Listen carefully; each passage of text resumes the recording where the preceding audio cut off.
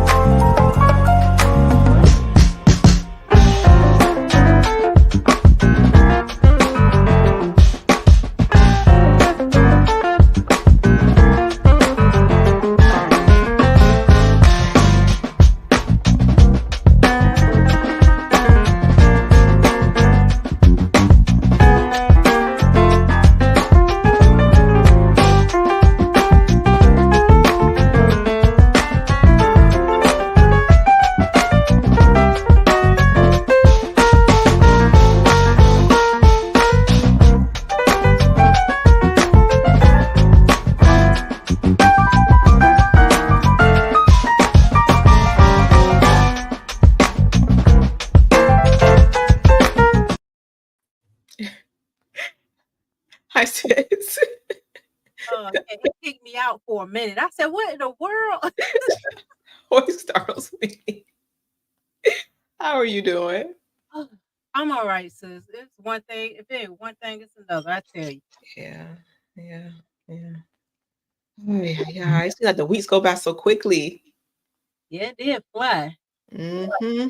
Did a show a couple of days ago. Mm-hmm. Mm-hmm. Yes, ma'am. I got these talking points written up. I think that night. Yeah, it was that night. Yeah, it was Most of them anyway. I'm glad I did. I did it because I've been busy. Yeah, I have a busy. That's how it be. A busy day. Yes, yes, yes.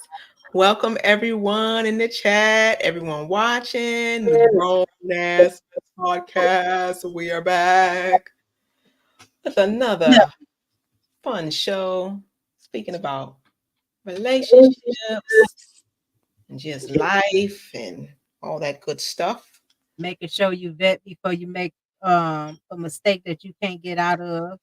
Yes, yes. Since I read a really cool quote just a few minutes ago, it said,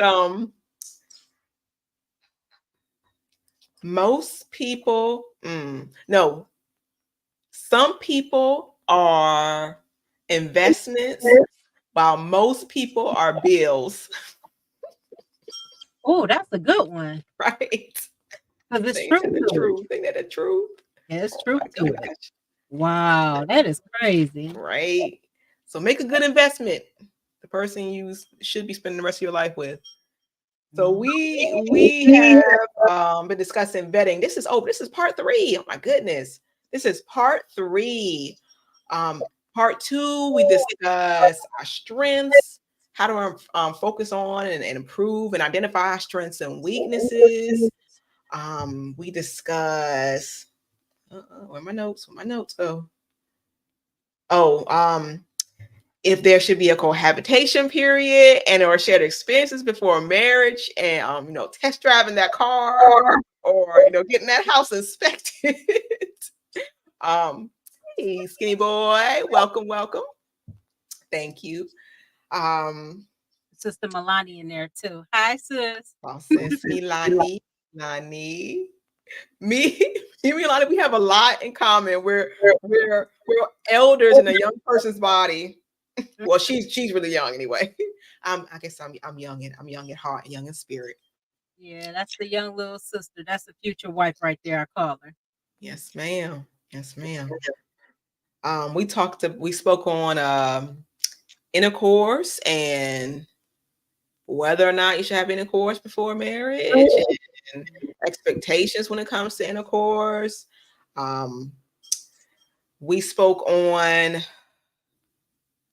preparing for worst case scenario, um, like physical ailments, accidents, and it was interesting. Everyone's viewpoint was interesting. Someone mentioned if you were what is it, incapacitated due to whatever reason, an illness or an accident, Right. you should be able to swallow your pride and allow your partner to get their needs fulfilled outside of the marriage. And I've been thinking about that. I'm a little conflicted because I understand it. I definitely understand it because we have our needs, but I'm thinking of the backside, like the other side of that. If you, let's say, for example, something happens to me where I can't perform or whatever the case may be, and my husband, he needs what he needs. So I agree to that. What if there's a relationship that gets a little too, how should I say, too close, and that relationship causes problems in our marriage? That's gonna cause problems in a marriage regardless. Because guess what? It's a problem in the Lose, marriage. lose. You know that they stepping out and messing with somebody else. So it's that, no, that's not good. It's not good to do because that mentality always being back in your mind. You know what I'm saying? It is always women. As women, we are very jealous. Very jealous. Don't let it fool you. We are very jealous. And let us find out somebody been messing with our husband. Ah, Yeah. it's I don't sickening. think if I am decapitated and lost limbs or something like that. Nah, I'm good. God. That's just because I'm like this, and mostly it's men say, but it's women that say it too, and women are doing that.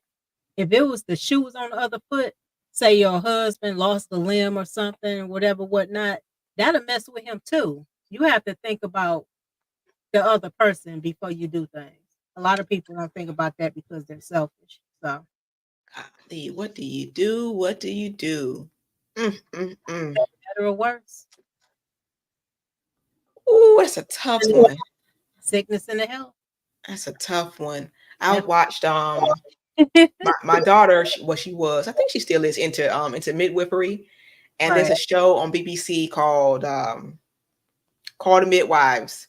We love it. It takes place in the 60s in London, Mm. somewhere in England. I think it's London. It's awesome. And they had one episode that really struck a chord with me because one of the main characters, she was an elderly woman and she had never been married. And, she kind of gave up because she was older. Over there was old maid, was it a spinster? But she met someone at a class. I think it was a Spanish class. They were learning Spanish. She met someone, nice elderly man. They had gone out a few times, developed a relationship, and she was one of the nurses, midwives, and she took care. She wasn't just a midwife; she took care of people in the local area as well. And one of her clients was an elderly woman who had dementia. Mm. So she's in there. She's taking care of this elderly woman, and the friend walks in, and that's his wife that she's taking care of, and she is distraught. She is distraught. And she didn't talk to him for a while. And he finally, because he wanted to explain, he said, well, she doesn't even know who I am, but that's still my wife. I got to take care of her. I can't leave her. But I want a relationship with a woman.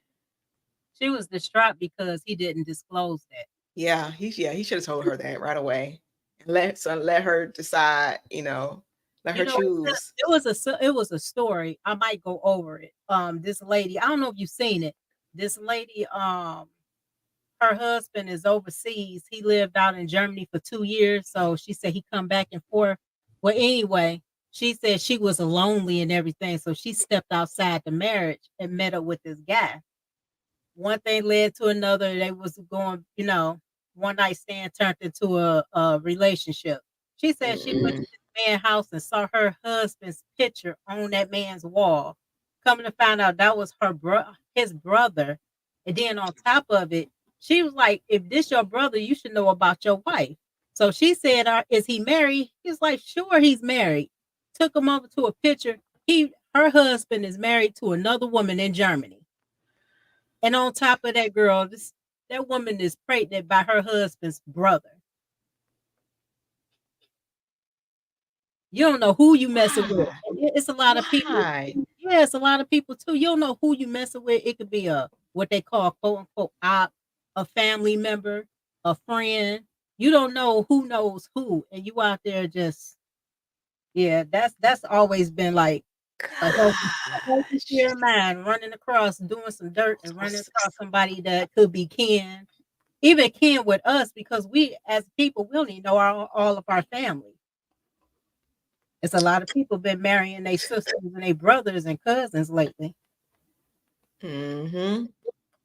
I can't tell you how many times somebody told me I look like their niece or something. You never know. You never know. Oh my gosh. You never know. And people just out here willy-nilly and sleeping with anything. You don't know these things. Like people aren't happy unless there's some kind of drama. Like, no one knows how to just sit and be still and be happy with the quiet. Just because they still kids in a grown body. Yeah, no, kids don't sit down. They always got to get into something. Hey, Del Monte. Hey, Del Monte. We talking about shows we watch involving challenges, infidelity, and things of that nature. Right. But that was a crazy story. She said she went to her sad dude's house and saw her husband's picture on the wall.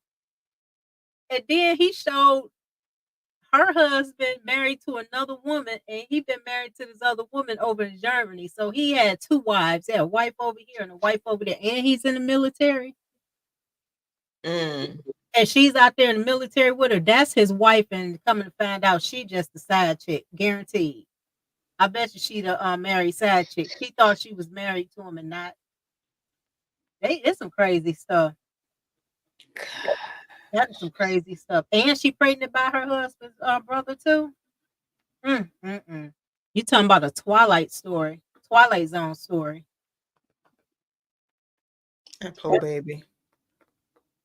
That poor baby already has a rough start.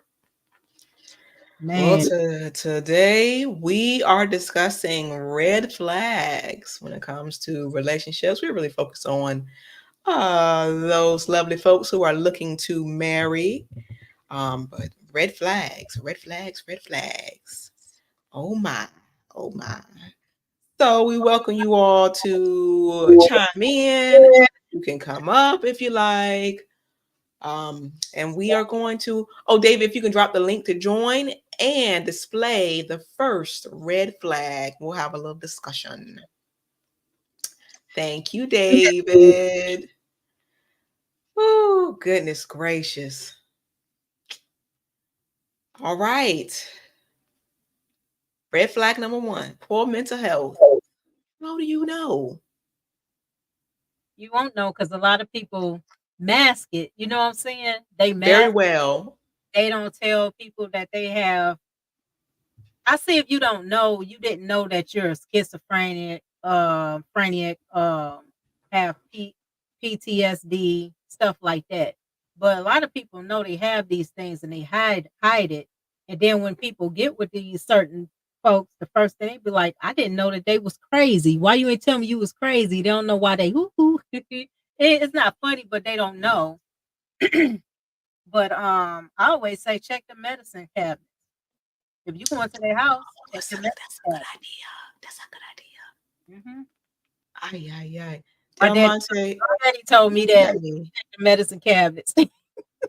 I guess y'all want me to peeve? Okay. You'll clarify. Oh, that's a good one. Check the medicine cabinet. Definitely make sure you're around their family and friends. Yep. I have a little list here of different signs. Um, Mood swings. It's a big one. One moment they happy and you the best thing was the best thing since sliced bread. Yep. Del Monte, I guess y'all want me to leave. Why do you say that? Um, the best thing since sliced bread. Next thing they hate your guts. Mood swings for no apparent reason. Putting Um, hands on them and stuff. That's another thing. anxiety, anxiety for no particular reason, or just extreme. We all have a little anxiety about something. You know, we have like fear of bugs or whatever the case may be, but it's like extreme over the top. Right.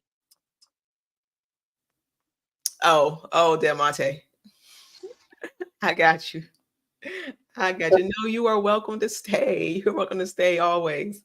Um, Changes in eating habits. Mm-hmm. It's Um, it's so many variables in that.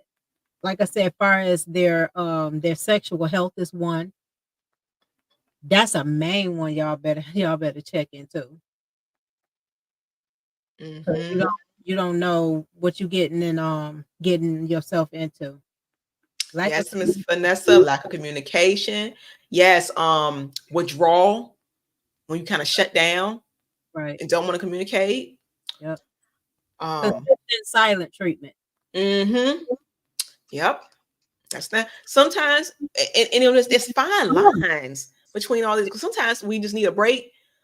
Whether it's a few minutes or a couple of hours, Mm-hmm. you figure out what your time spent is. But sometimes you just need a little break so you can cool down.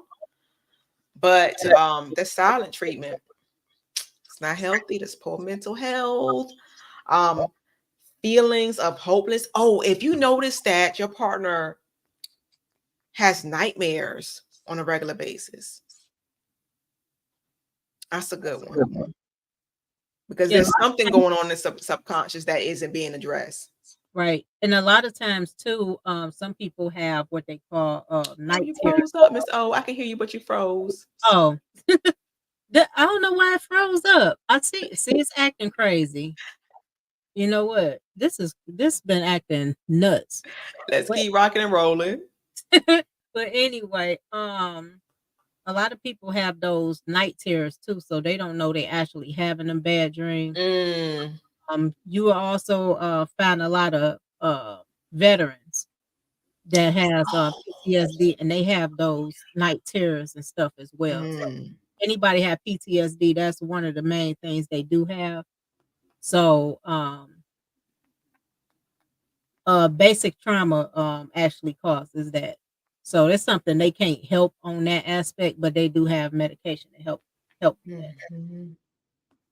Yeah, I I've am had. frozen. Jeez. It'll I come don't back. It'll come back. Well, okay. speaking of the being, we can hear you, Okay. which is what matters. Um, I've had my ex tell me that I've cried in my sleep a couple of times. I know I got a lot going on. I know I got a lot going on. Unaddressed issues.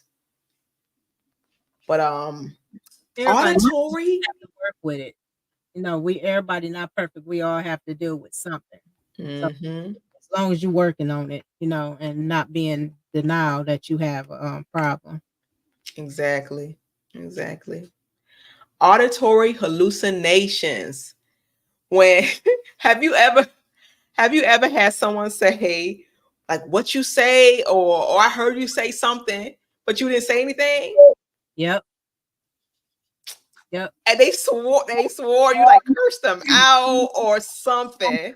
Yeah. Oh yeah. I went through that at work and in personal life. So family, all of that. Thinking, what are you talking about? Remember I said what? Auditory hallucinations. That's crazy. But Oh, a lot of people that you have want to hear you right. want to hear something negative so badly. Yep. Yep. You made it Yep. up. A lot of people that have schizophrenia have that. that's one of the main things that they go through as well. Mm. Because they didn't, a lot of people never paid attention to it, but I worked with a lot of people that had all those ailments and everything, and that's the main thing I seen with schizophrenia patient was that main thing right there. They seeing stuff, they think people following them, Oh, people jealous of them, people that don't even know them. Everybody know it's them and want to dangerous. harm them. So that is real dangerous. Mm-hmm. Mm-hmm. Hmm. Mm-mm-mm. Yeah, that thing ain't coming in. I'm just froze. Oh boy. Oh, Yeah, clear your tongue. yeah, because it knocked me off at first, and now I'm froze. I don't know what's going on. It's a conspiracy. They out to get us. It's been acting crazy since yesterday. I had this problem. That's why my live was late.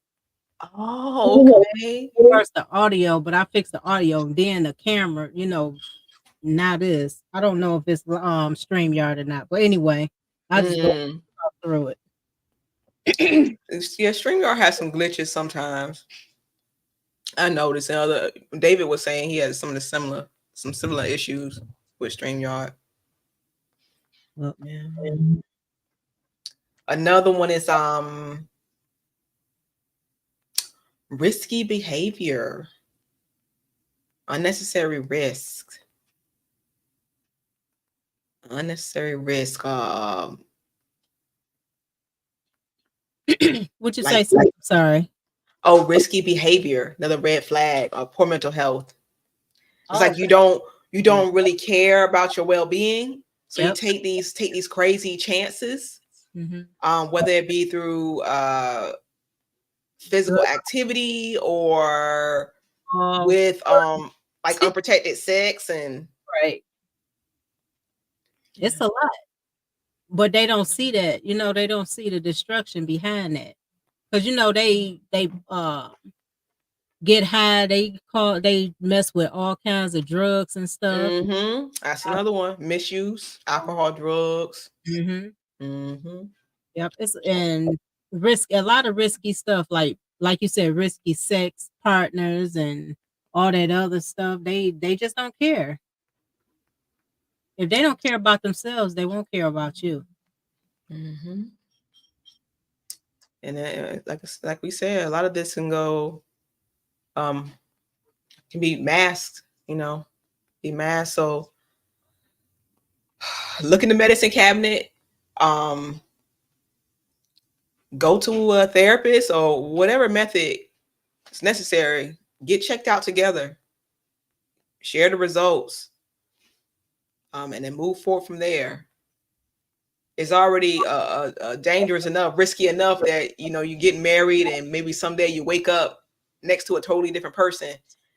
And, they work completely normal, but they just decide to switch it up. But then you married to someone who has some undiagnosed mental issue. Right. Get it checked out. Don't be afraid. That's one thing. Don't be afraid to ask the hard questions. Yep. Don't be afraid. It can be daunting because we have feelings for the person, Mm-hmm. and we want it to work out. We want everything to be perfect. You got to put yourself out there. Yep. Hello, Miss Anissa. Hi, Anissa. How are you? Miss Anissa says most experts will say avoid any person with addictions, whatever it may be. Oh, okay. Yes. Addictions. Mm-hmm. Addiction. That's drugs, alcohol, food addictions. It's another one too. What is it? The corn addictions. Exactly. Mm-hmm. But you know what? Now that's a big one. That's the major one. That's the big one, and it causes ED and everything else. They said. So yeah, that's a big one right there. Same with sisters that uses toys. You messing yourself up as well. Yes. Mm-hmm. Yeah. Check those bedside tables. Check that computer history. And if they are reluctant, there you are, sis. I see your beautiful face. There you Yeah, are. my husband had to fix it for me. Thank you, hubby. Thank you. You're awesome. Um, yeah, and if red flag, if they're reluctant to share, run. Don't even try to fight it. Let them keep it to themselves. You move on. Because they really want to be with you and work it out, everything needs to be out on the table. Oh, Everything. another thing too, sis. Sex addictions. That's scary. Yeah, sex addiction. Trying to kill you. They try to kill. Oh, no, they try to kill you. The sex addiction mean they use that as a excuse to be out there messing with everybody else instead of, getting fulfilling those needs at home with their spouse. Mm. For the men and the women. Gosh. It's all a sign of some hole in you that needs to be filled. And you're trying to fill it with something. You need to address what caused the hole and sew it up however you can. They got to do some self-reflection and get some help. Yes, absolutely. And And that stop. makes the relationship stronger when you Yeah. know the worst about each other and you work through it together. And it could take time. It could take time. Hey, boss man, how you doing? Boss man, what you cooking tonight? Boss man's always in the kitchen. I love it. Boss man, we were speaking on poor mental health. The show tonight is about red flags when looking for a marriage. Red flags. Yes, and poor mental health. It's one red flag I do want to, but I don't know if we're gonna get to that part. Yeah, never mind. I'll leave it alone because it's in there. I just remember it's in there. Okay. I want to step on that one. So Okay. I'm not done. Okay. Awesome. All right. So, David, my dear, we will move on to the next one. Please and thank you. Thank you, dear. Unhealthy relationships. Now I'm referring to relationship with your family members, relationships with your exes, relationships with co-workers, all of the relationships, unhealthy relationships. That is a major red flag. Especially those who should be the closest to you, like your parents, siblings, children from my previous relationship, the baby mamas, baby daddies. Major red flag. Now we all know there's people out there that is not right.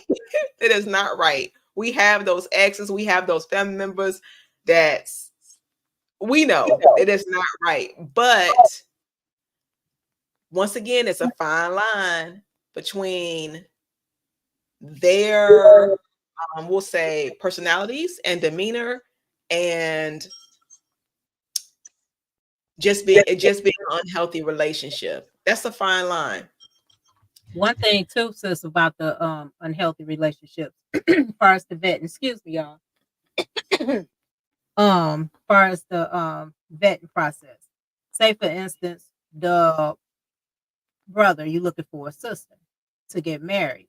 Look into her family dynamic. See how her mother is.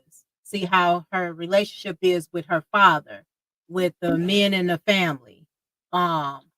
If she's like mean spirited towards her father, mean spirited towards the men, and just a all out dragon, I'll recommend don't mess with that one because you would rather deal with a man would rather deal with a woman that actually have a good relationship with her father, and they gets to sit back and see how she is with her father.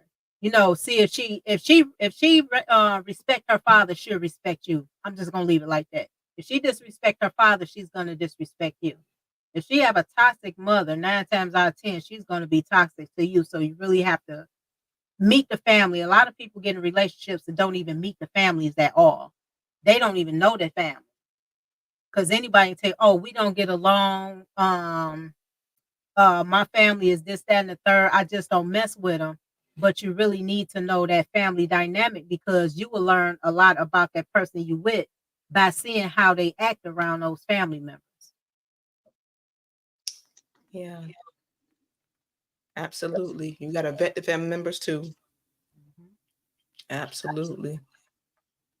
Um, another part of the unhealthy relationship. Oh, if you have someone who's jealous. Went through that. Mm, Now that is a bad trait. I mean, run. That's like stalker vibes. I mean, you can't do nothing. They at your job. They at your. You could be going to the store. They ooh, child, having flashbacks. Oh yeah, I'm not gonna go there, but that's what comes into that. Not not what the modern women is saying. Oh, my man is jealous because I'm showing my body. This we're not talking about that kind of jealousy. We talking about some mental issue jealousy. It's like you don't even have to be, you know what I'm saying? You don't even have to, they don't even have to see you doing anything. And they at your job Hmm. calling you all every 5-10 minutes, checking on you and Oh stuff, gosh. And putting don't putting air tags in your vehicles and stuff. I done heard some crazy you stuff. better return that call within a couple of minutes. You Oh better return. yeah. You better answer that phone. You better answer that phone quick. And they know they up there staring at the window at your job. Mhm.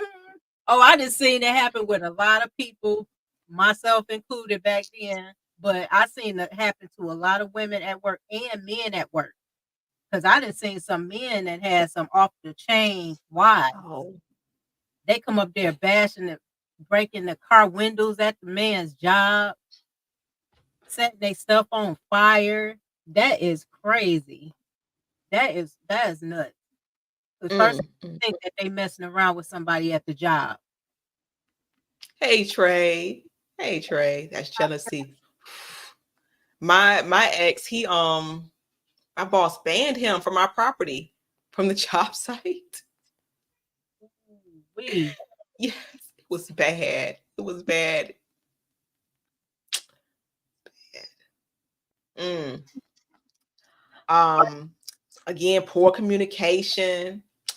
Oh, if you are in a relationship and you feel afraid to break up with someone, Ooh, sis, you're yeah. fearful that they're going to do something to themselves or do something to you or even the children. Yep. Yep. It's relationships like that. It's relationships like that. Was it about that one scenario recently with the guy?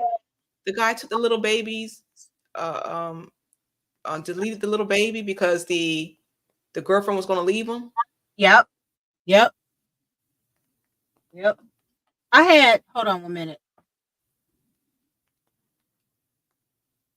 I have a story, and my mom probably remember this one. Worked at a hospital. Um, and this lady, it was on the news. This lady had this jealous husband, her, a jealous husband. He used to call the job all the time, cussing us out, cussing her out, saying, checking to see if she's there. Well, anyway, she called to check on her kids. We heard the kids screaming over the phone. This man says, if you don't come home right now, I'm going to delete your kids. And it was his kids too. We actually heard him deleting his children. And she was a nice nurse too. She just lost it at work. I couldn't even believe it. She just lost it. She had to hurry up and leave. It was on the news. They had 4 or 5 children. He had them in the basement and he deleted all of them execution style. You talking about trauma. We heard it and we actually seen her go through that. I was like, oh my God. I couldn't even believe it. I seen some stuff at work. I seen some stuff all my life actually. And it's like it's just crazy. You don't know who you're running into. But we knew he was real jealous because he kept calling a job all the time to see if she was at work. But yeah, he's in prison for life. He in prison for life for that one. But she lost all her children. That was all her kids. That was all her babies.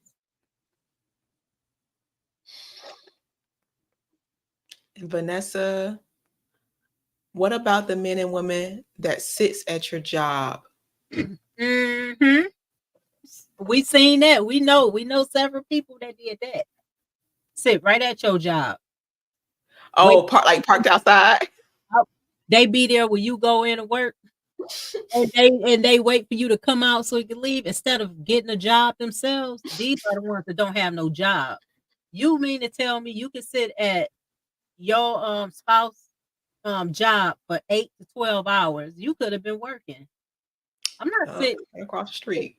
I'm not sitting and waiting unless my husband is a trucker. That's the only time I sit and wait at his job because he's driving the truck. But other than that, I'm not about to sit at nobody's job for 8 to 12 hours. That's just insane.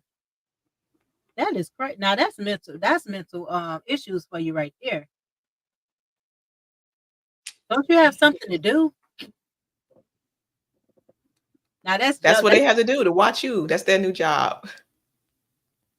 That's trust issues. That is some extreme trust issues right there. And back to the family. If the family is secretive, family is secretive. They're walking on eggshells around. Like that one thing about that one incident about what Takey went over. The guy was married to, I think she went over it. The guy was married to a transformer. I'm gonna be nice. Was married to a transformer. He didn't know it, he said, for 4 years. He said he met the family and everything. The family didn't tell him nothing. But like I said, he knew. Okay, I remember now. Yeah, he knew what that was because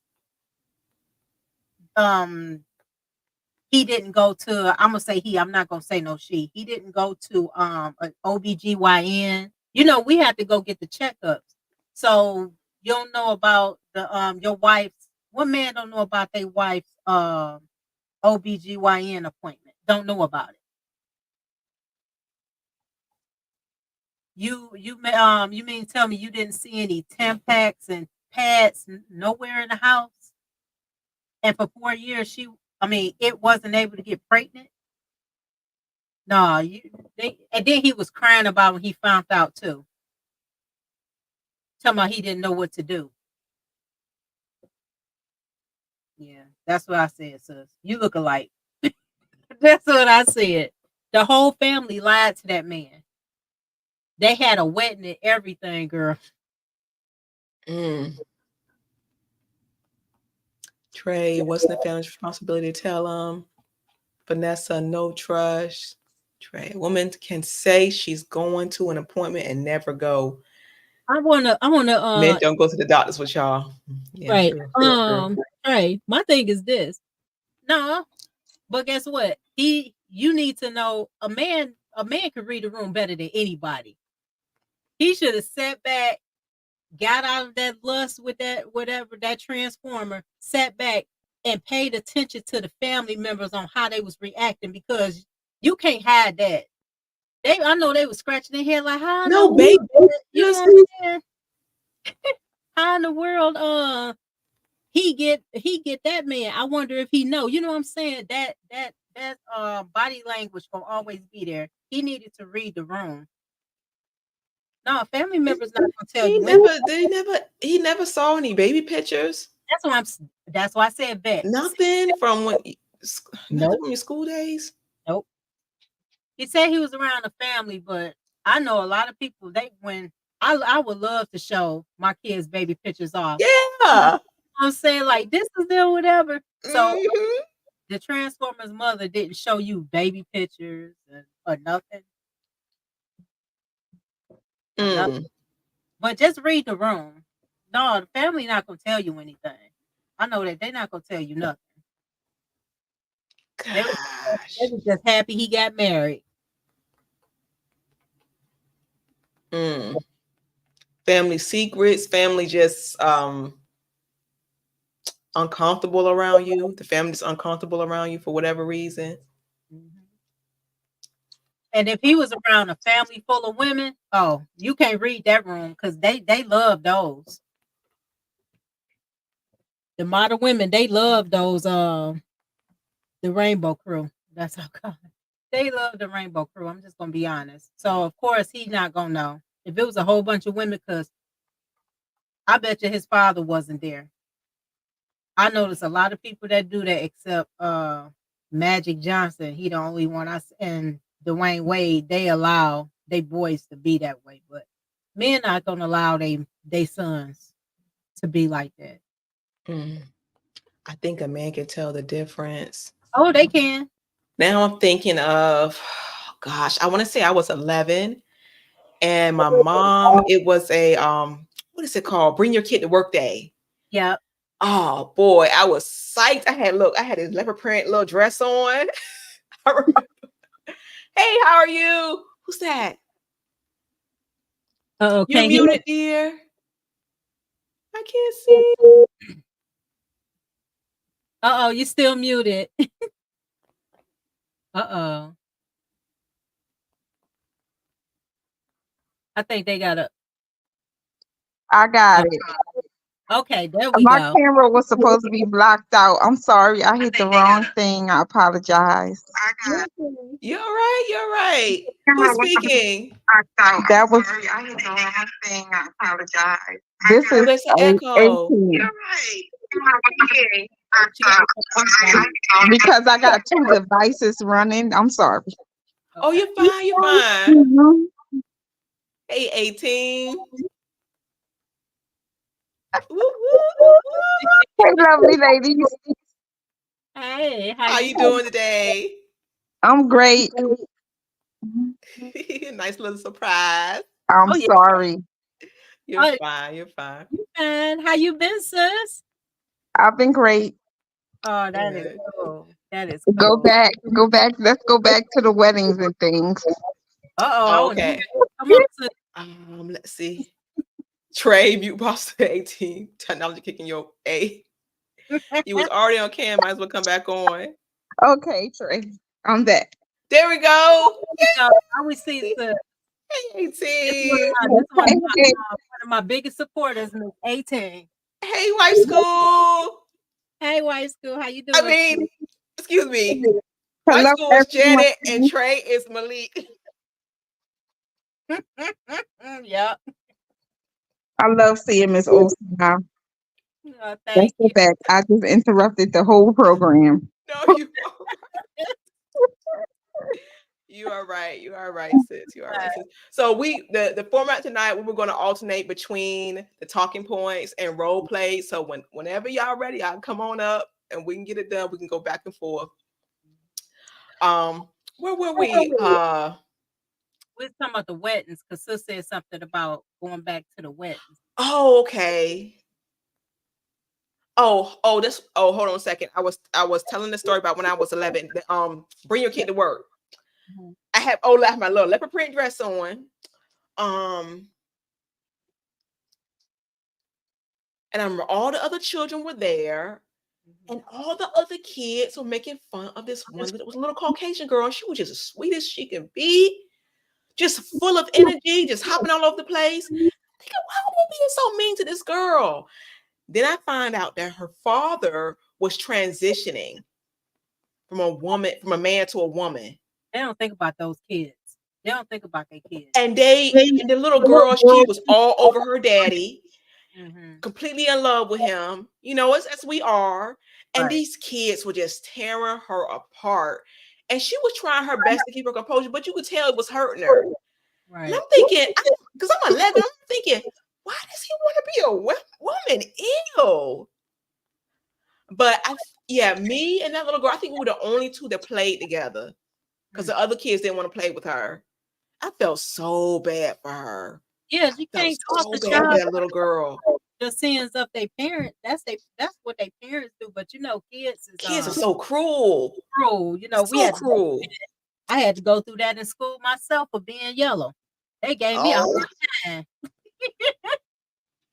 They gave yeah. When I was in the tenth, guys, when I was in the third grade, my me. best friend was biracial, and her the father was black, the mother was white.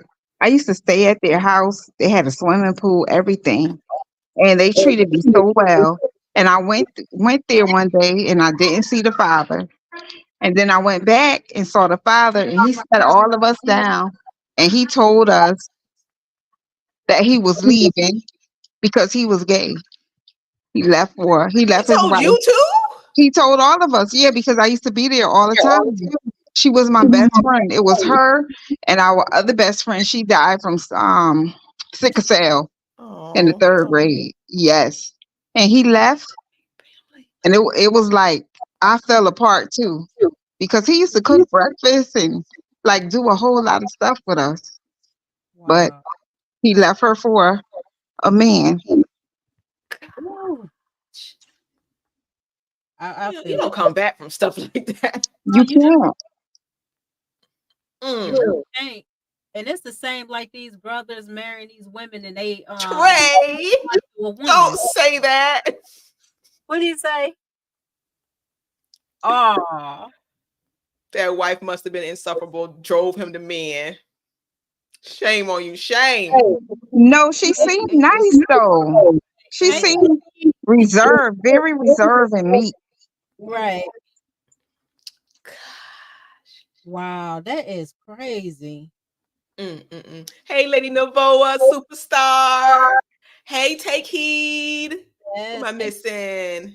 Hey, Milani. Milani, a boy I went to school with was straight and had a girlfriend, then was bisexual, then became gay and started dressing like a girl. mm, People at school were making fun of him. Yeah, kids are cruel. yeah. I used to, Kids are cruel. I used to see it in school. Hey. Oh, you muted. Uh-oh.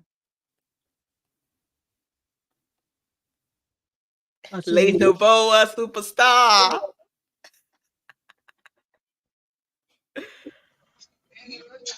Milani, he was never straight. Right. Um, Mm. Sorry to butt in, but Hey, I David. think there's a particular issue concerning with unhealthy relation when people are not realizing the man they're married what pretend to be something that they're not. Because there's a lot of articles being report how they thought the man was straight, not realize he was hiding his tendencies. It's mostly common in Atlanta, Georgia. It's mostly common in the other states, but no one's not pointing out the obvious that there was red flag that a lot of women overlook. Mm. So part Trey may be correct in that stance, but we cannot forget that the other side to it, whereby we have here men confessing on the show like Ayala Van Zandt and many others say how they knew who they were, but they were trying to convince them that they're not. And they have kids. There was one particular news report before the pandemic how a man faked his death. He had two kids and a wife. Mm. Disappear to Mexico, just as Mm. a woman, then come back years later after everybody thought he was dead. Mm-mm-mm. That is crazy. Wife school, bro. So Don't be using my deodorant and hairbrush. Oh, Trey, men don't just become gay. It's black and white. Either you is or you ain't my baby. Trey, Exactly. Trey, woman and that experiment and and get a girl in college. that's something that I was trying to point out because we see these things happening within our family. Either you have a cousin who's acting funny and you notice the flag, but you don't address the issue beforehand. You just act like, oh, you brush it off.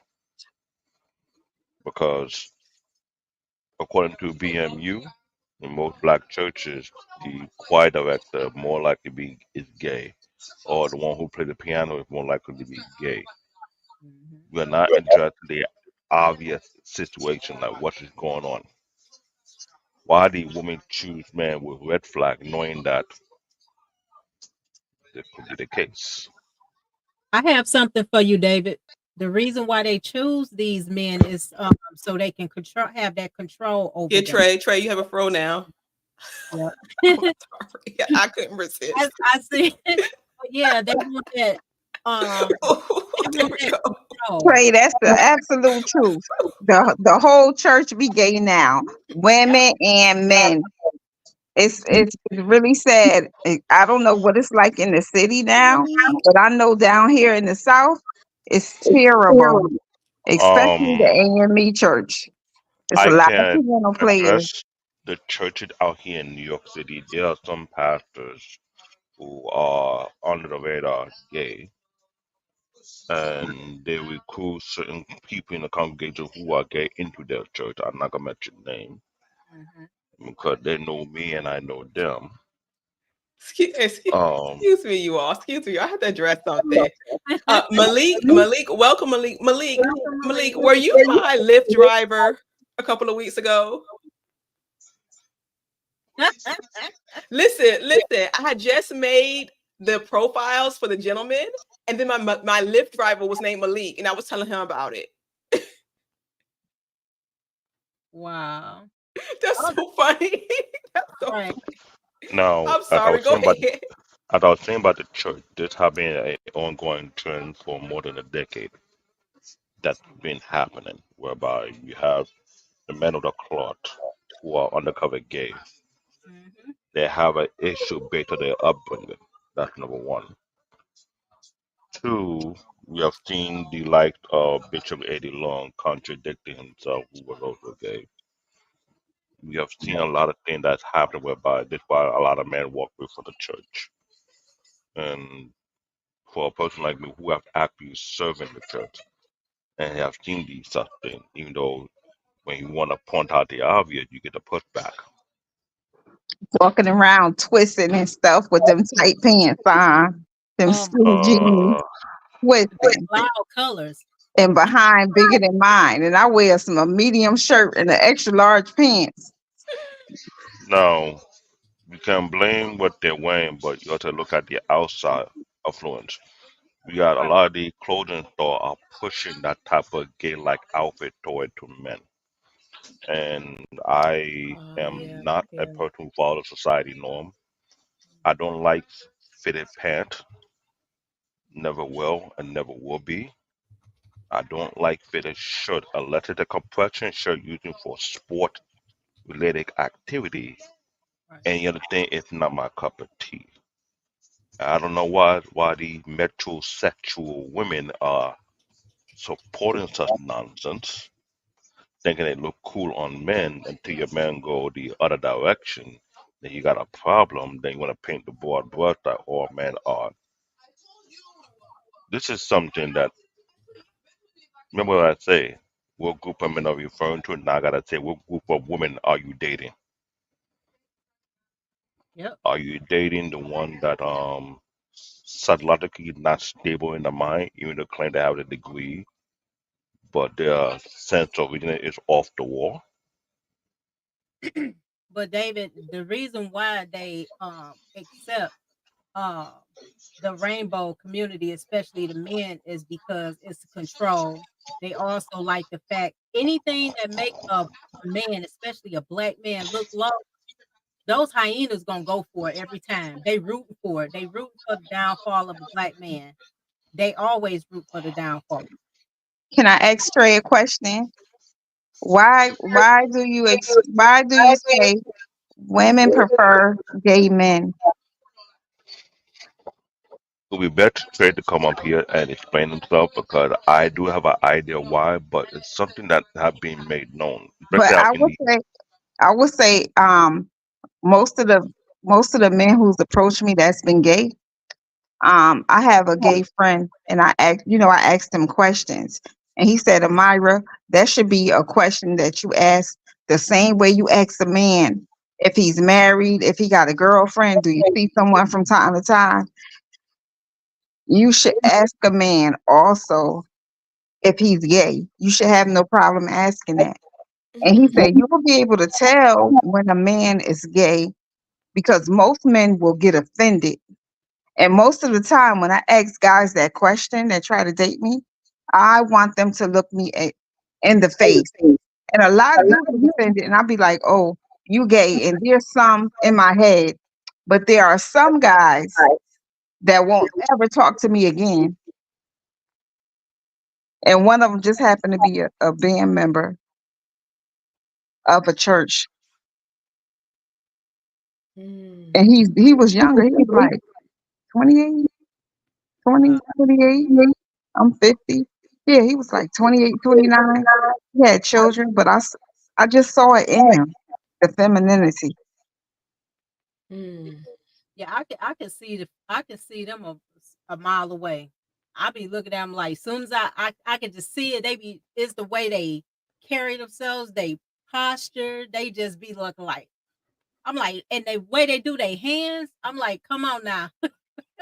Oh, don't get me started on that the tight lips they be doing. Like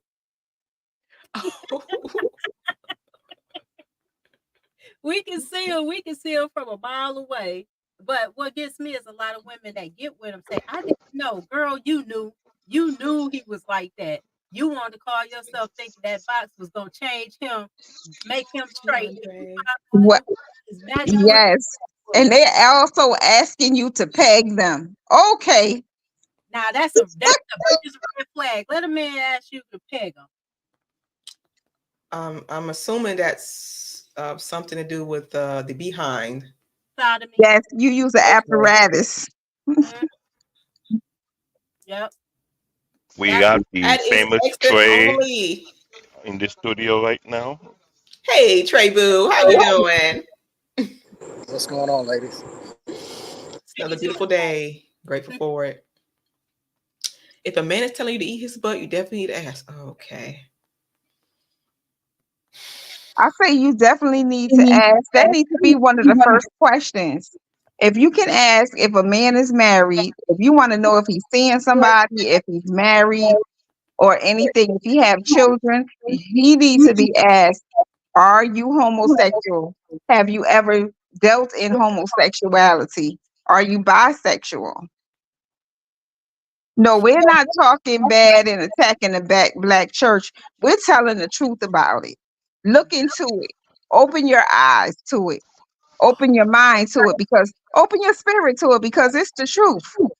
It's Fast, been a long pray, and a time. whole Um, lot It's of been a things will be long revealed to time. you. right. I want to address what Milani said because this is not only it's only true, but let me tell you what's going on within the metro area. That a lot of women are trying to shame men if you don't like their butthole being touched, like there's nothing wrong with that. That's another trend that's been going on because when we hear these type of conversations, Oh, especially in the workforce, and you respond to it like something's wrong with it, and they look at you like, "What? Why are you so hostile? Are you having some issue with your sexuality? Are you feeling something?" They indirect will just to kind of call you out as if you are homophobic. That has been a trap being used within the workforce as well among the metro area.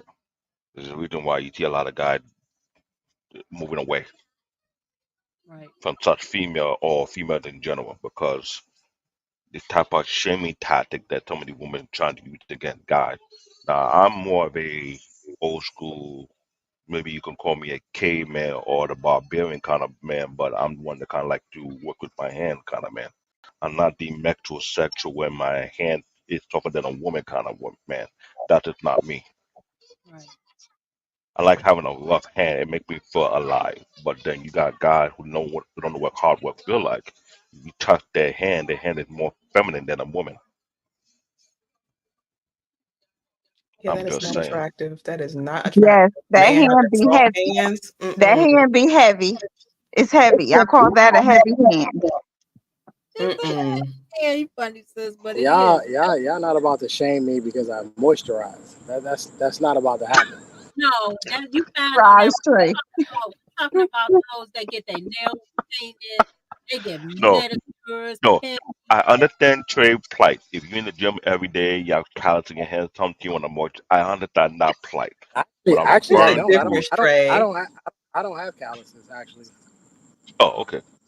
actually, I don't. I don't know why. Maybe I need to lift heavier weights. I guess I'm not sure. I don't know why, but yeah, actually, like I mean, I like they're there a little bit, but they're not what you would think they are. I get compliments on my hands all the time. It's like, oh, your hands are so soft, and they're surprised, being in the military and all that. They're like shocked. Like I'm shocked you have like such soft hands. I'm like, well, yeah, I use lotion and moisturize. Like I'm not, I wasn't raised in a barn. He said no damn.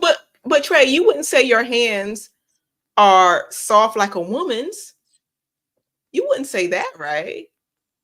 Well, of course not. No, there's nothing soft about me. Like, Yeah. well, I take that back. Yes, there's a difference. There's a difference. I definitely have better skin than a lot of women I've dated. But I would say Yeah, not I my say hands, not my hands, but my skin. I've dated a bunch of women where I had much better skin than. Trey, Hell, do you do body I scrubs? didn't get my first pimple until I was like 21. Do you do Ooh, body lucky scrubs, you. I look like a Trey? chocolate chip. I don't do body scrubs, but the soap that I use has an exfoliant in right. it, so I guess it's He, technically the same. but my son is like that. He used coconut oil because he had eczema, Gloves. so he used coconut oil. He only moisturized with coconut oil, Mm-hmm. and he only used what's it called, Dr. Bronner's on his skin. He Oh, got Dr. Bronner's. he got pretty Hey, skin. y'all not Right. about the clown. Y'all not about the clown. Nah, I don't Hygiene. want no ashy man. We don't No, want an there's a ashy man. difference. There's a difference between a feminine hand and just a well-maintained man's hand. There's still a difference. Did the link get dropped in the chat for people to join us? Okay, I found it. We got somebody that want to join us. Hey, Edward, there's a black pastor in Texas got sued for $2.4 million for giving a woman herpes. Mm-hmm. And there's a second lawsuit pending. Ugh. Yep, I heard about it. It's the gift No, gifts they keep on giving. no, Mm-hmm. no, Trey. This is better. He was laying hand. No, not he wasn't laying hand. He was laying a different kind of hand on them. He was trying to bless them, and that bless them ended up multiplying. Let me be quiet because I'm shady. I'm a little shady. I'm sorry. Let me because I only came Mm. up here to answer 18's question. Let me answer your question real quick, 18. If that's all right, Alicia, Mrs. O. Oh, yeah, that's Right fine. here, Trey. Oh, Trey, were you So going to here, role play later, or do you want to role play, or you don't have time this evening? why don't we give another guy an opportunity? If they don't want to come up, then I'll do it. All right. We got Thank you. Lou and Del Monte and all that. I mean, tell one Thank of them to come you. up here and Thank you, do it. Trey. We But appreciate your time.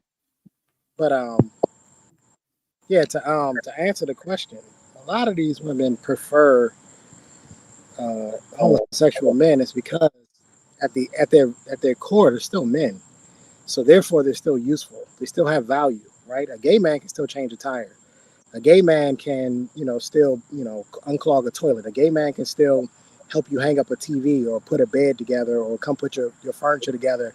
A gay man still has the strength of a man. He's still at his core a man, and what he doesn't bring the sexual satisfaction need along with him, right?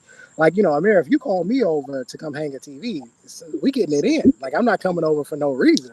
Like, you don't get to use my services and I don't get nothing out of it. But a gay man, right? He's not necessarily coming. Maybe he might want to do some other activities. He might want to, gossip. He might want to, help you and, with your nail colors or pick out an outfit or, help you rearrange your closet, some silly shit like That's that. true. But That's true. straight men have an expectation. Most, not all guys, but most straight men have an expectation where if you asking us to use our value, use our masculinity, well, we expect to be rewarded in some. You're either gonna cook or something gonna happen. Something going down here. You're not just getting our masculinity for free, unless unless you're committed to us, unless you're our wife or in a long-term relationship, then of course that comes along with the package. So that's why a lot of these women prefer to be around gay men because they still get the protection from the men when they go out. Right? You see them walking around with gay dudes, but the dude he's 6'3", 6'4". It's like he's still a dude.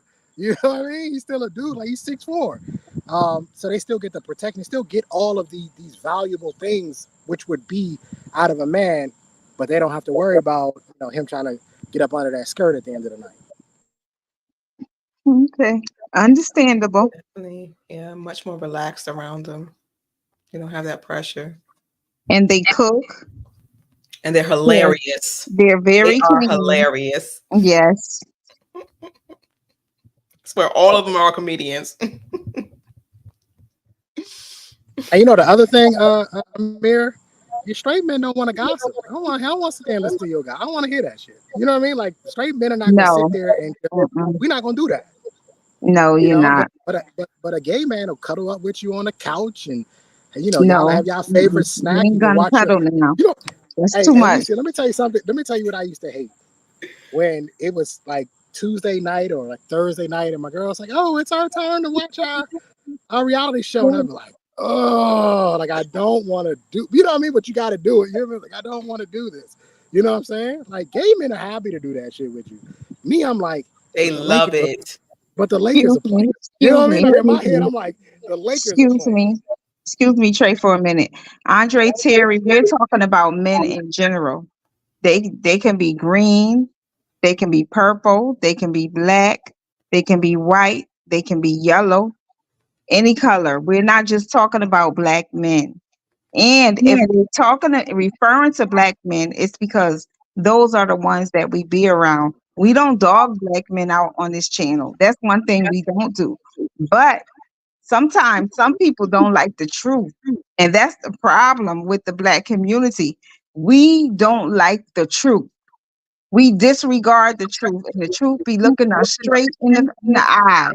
That's why we can't change. That's why the black community is going down, not up.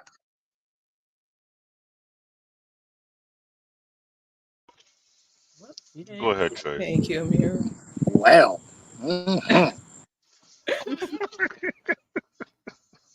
Hey Trey, we're not mad, but I'm tired of people saying how we dog the black community. We're not dogging the black community.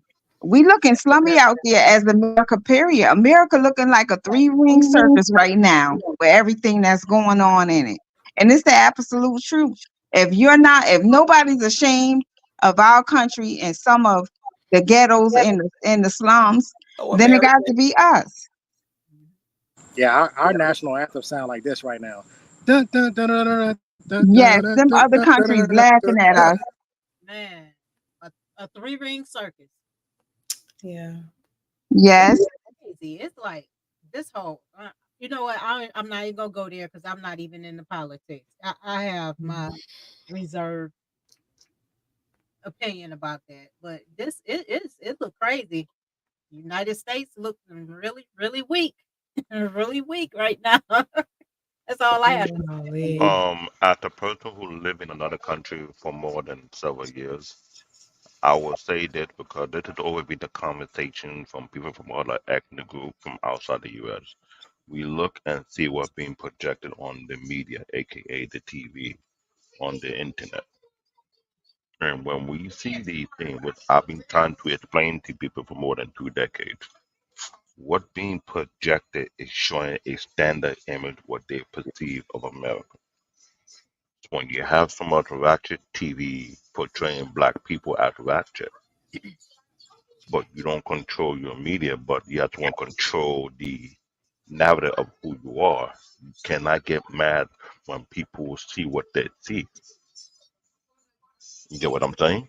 Yeah, but you know But what that is? I'm sorry to cut you off, but it's one thing society and the powers that be put out there what they want to get put out there. It's always been systematic. They had a systematic plan to just mess us over, wipe us out, do whatever they did. A lot of people still thinking they free. We still slaves. I'm just gonna say we still slaves because we gotta we gotta do everything under the guise of the government. I wouldn't even read. I wouldn't even read all that, y'all. So And I do agree with your saying because this is what I was trying to explain earlier. But even when Kevin was speaking, the idea of the divide of two Black America, that have been going on for more than 2 decades. I Hey, remember I Andre. explained to Alicia about the question I always put out there when they want to paint black men with a broad brush. I asked a specific question: what group of black men are you referring to? The same applied to black women as well. There have been a divide for the longest, for more than 3 to 4 decades. A certain group of black people are separating themselves from the masses because they realize they don't relate to them in that type of ideology. They don't see things as them because what normally being said, if you speak proper, you are a sellout. If you carry yourself in a proper form, they say something is wrong with you. If you conduct yourself in a certain way, they think you're not black enough. Now, I was told such thing, and I had to turn around and hold up. How I'm not black enough when I am 100% pure gray air with no Oh yeah, artificial flavor black? you definitely black enough. Ain't no doubt about that, David. Ain't No, no but zero doubts about that, David. You are but the black thing is, enough. Matter of fact, but you there got was extra black for some of us who are low um on our black. David, I'm sorry, yeah. brothers, real quick. Can you put the link to Oh, the well, shit, it works now. magazine? Oh, hey, EP. Let's cut this down here.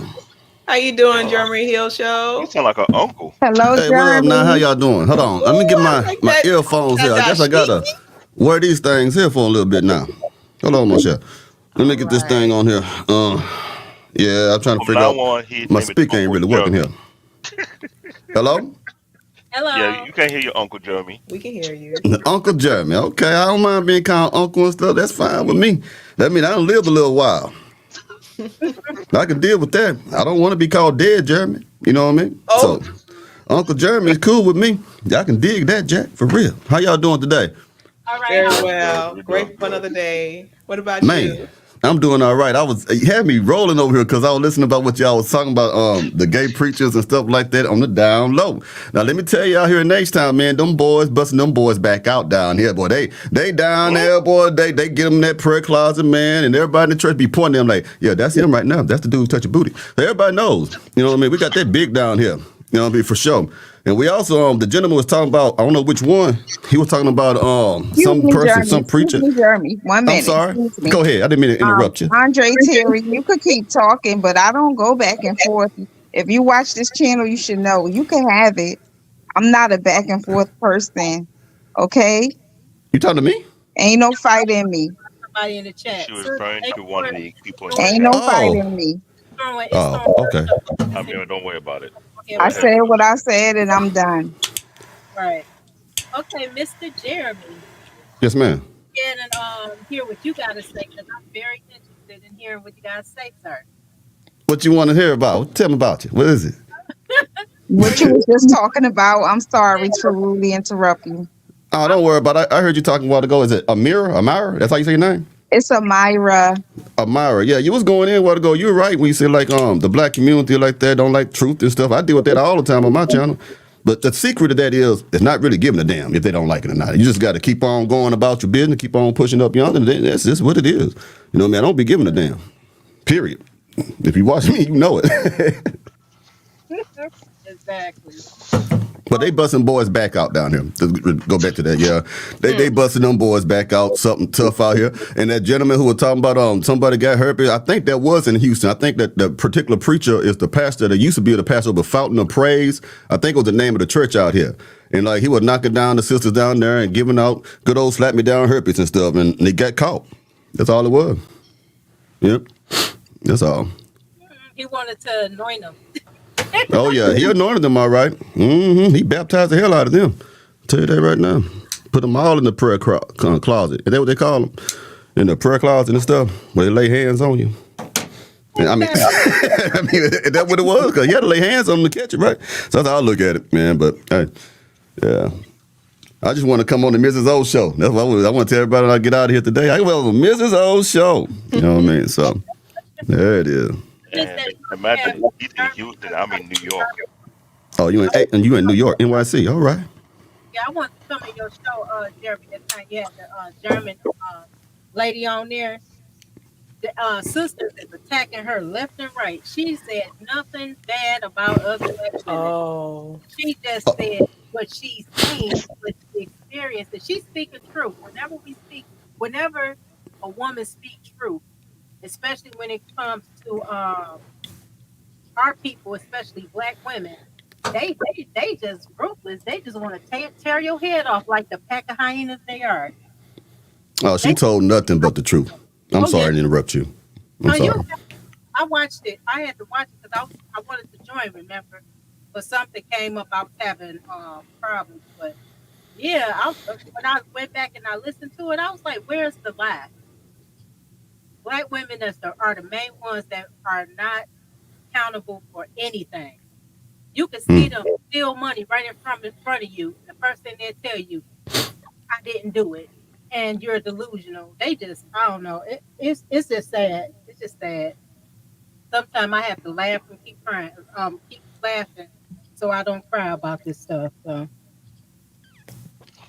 But I what agree. Uncle Jimmy was saying about the church, we both see the same similar thing. I see the same thing in New York City. You know, I was serving in the church, and I've seen some men that were kind of questionable. And now, me being a full African man, I try to keep that African side in check because I know how African men address certain men. When we see something funny, we know that infamous show when the interviewer asked him one question, you broke up there a little, David.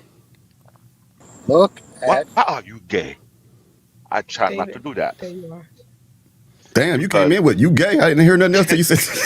because my no, because I'm just saying that you can imagine that impact when he asked that question. Because when you see in a church and you see such a thing, and you are full-blooded African man, you try not to say it, and you try to ask yourself, what would happen if I come out that way? Everybody look at me funny, like, who am I calling gay?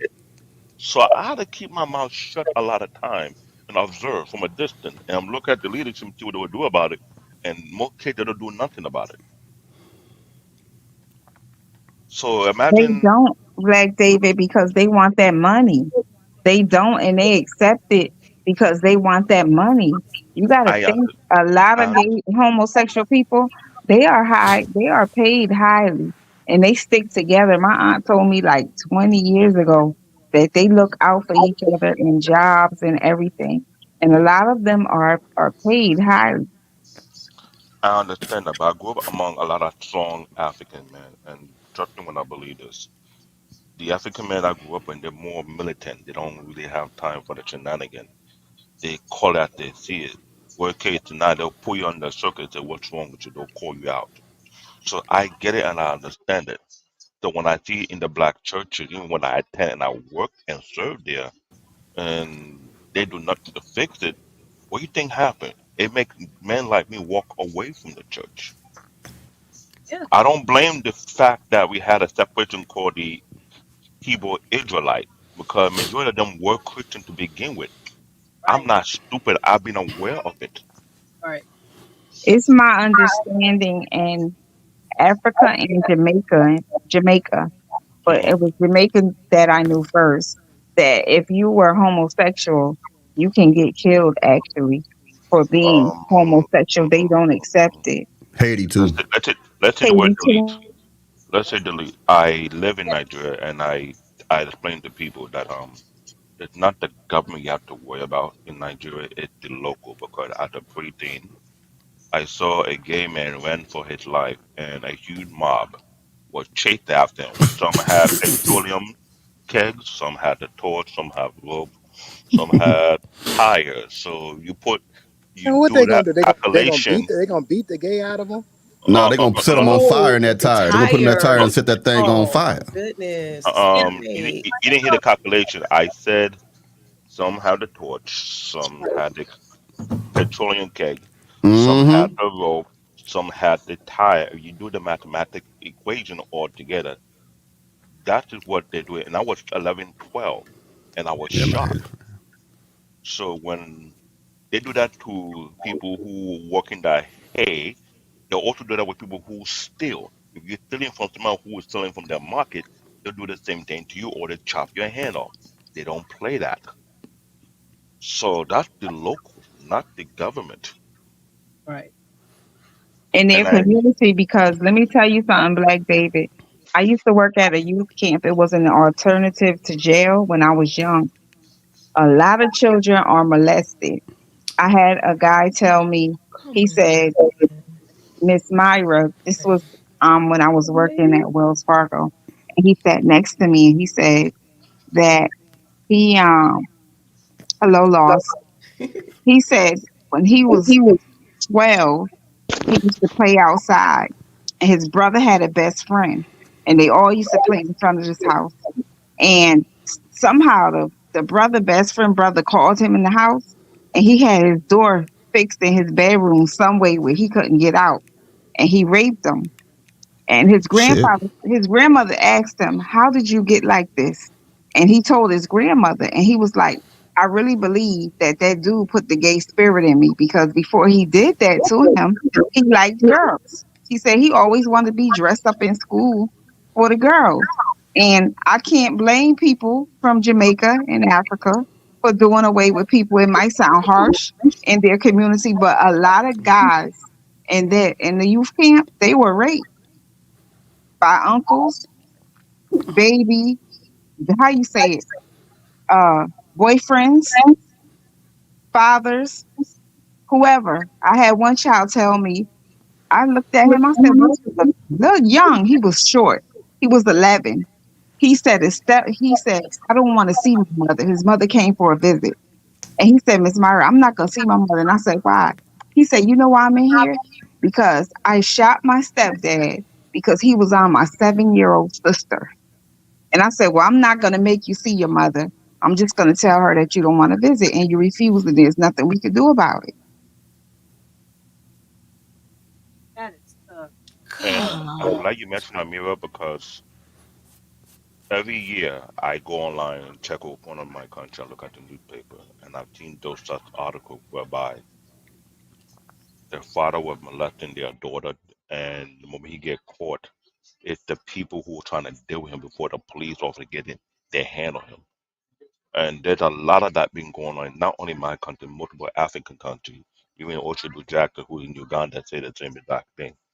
You look at the local, they don't wait for police to handle their business. They deal with themselves because that's ingrained in their culture. So when I explain to people, this is not no idea. This has been passed down for more than hundred or thousands of years. What they consider to be taboo.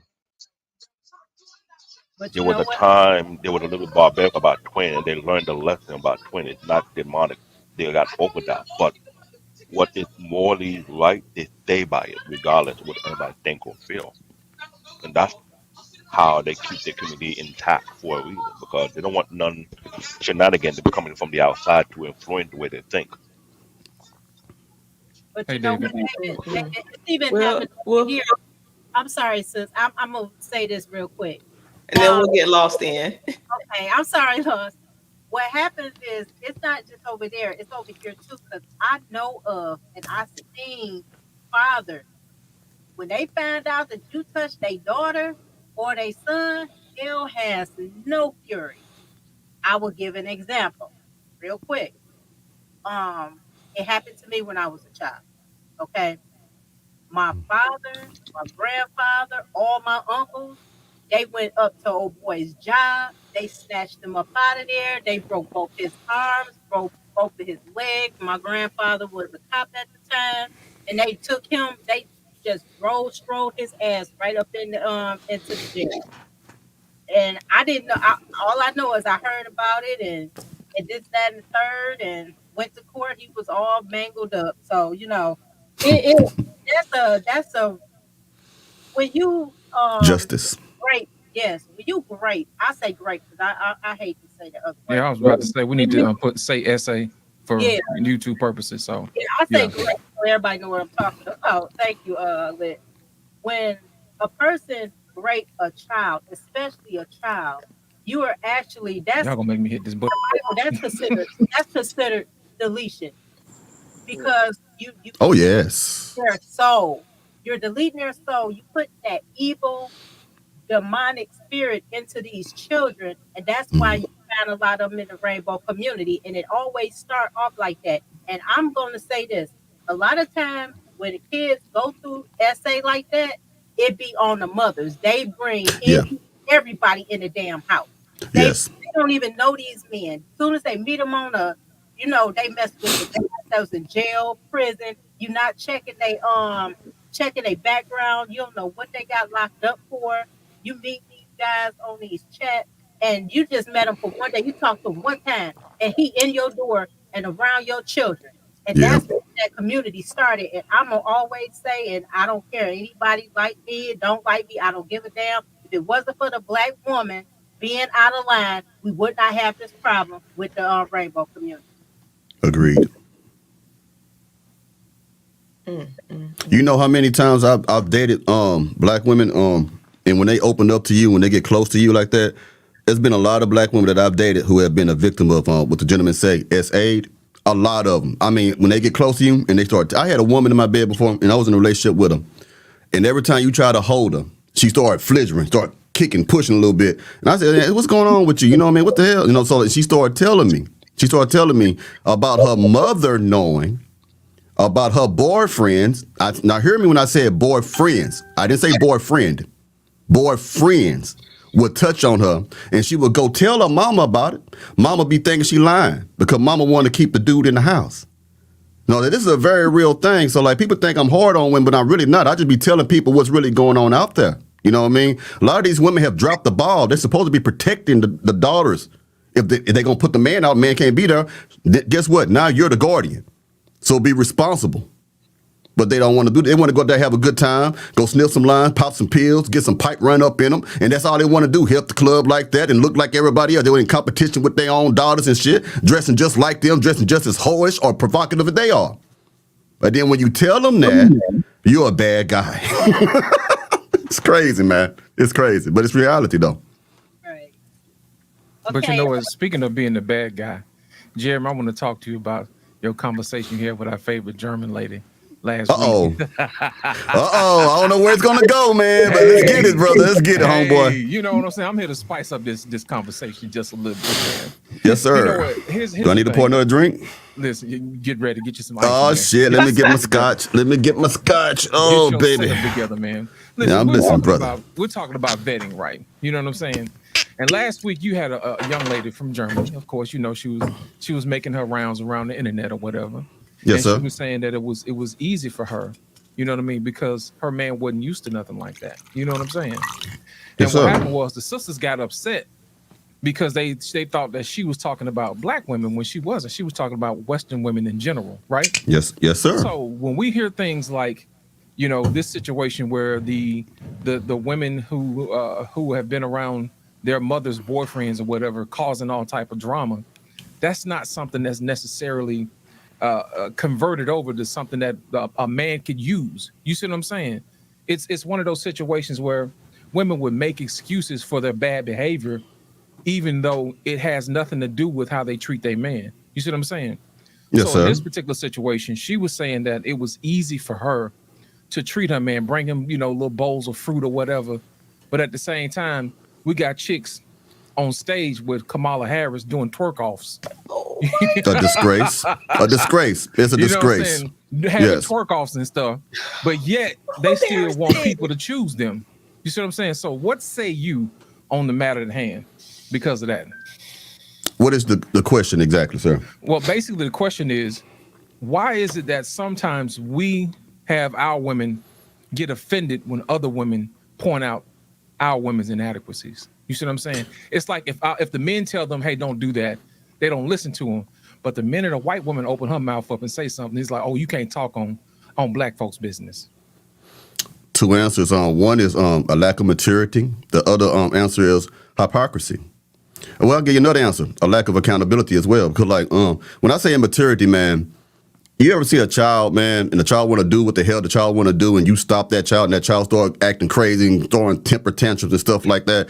That's Right. what we see in our women. Our women, a lot of our women are nothing more but tall children, okay? And a lot of times, the women that we have right now, their mothers failed them. You know what I mean? Their grandmothers failed them. Because I know some women right now who grandmother and mama be in them streets, I know women who have mothers that's on Facebook and Instagram, mama on there popping coochie on the damn Instagram, all over TikTok, and her children are following her. Her children are her friends. So what it comes down to, brother, is like a lack of teaching, all right, and a lack of shame. All this shit about fat positivity, all that is eat burger encouragement. That's all that is. You know what I'm saying? We need to get back to shaming people. Because when we grew up, I'm 47 in October. When I grew up, there were certain things you did that people looked down upon. Like, for example, let's take hip hop, for example. Back in the day, you couldn't bite somebody's shit, they style or they flow. They said, man, you bite, man, you ain't original. Now everybody want to be like everybody else. And that's another thing, because a lot of people don't have love for themselves. People don't want to be unique no more. Nobody want to be an individual no more. Everybody want to follow everybody like some dumb ass sheep. So that's one of the biggest problems. And I do say, and like when I see women say this shit, and I kind of disagree on sometimes women say like, we're not here to educate the men. I say do it as well as the men educate the women, because we need all the help we can get. Because wisdom don't know a gender. Wisdom doesn't know a race. Wisdom can come to you from a mouth of a babe. So I don't think we should put any type of restrictions on education or knowledge or discernment. We don't have that. We are in a drought of morality. We are in a drought.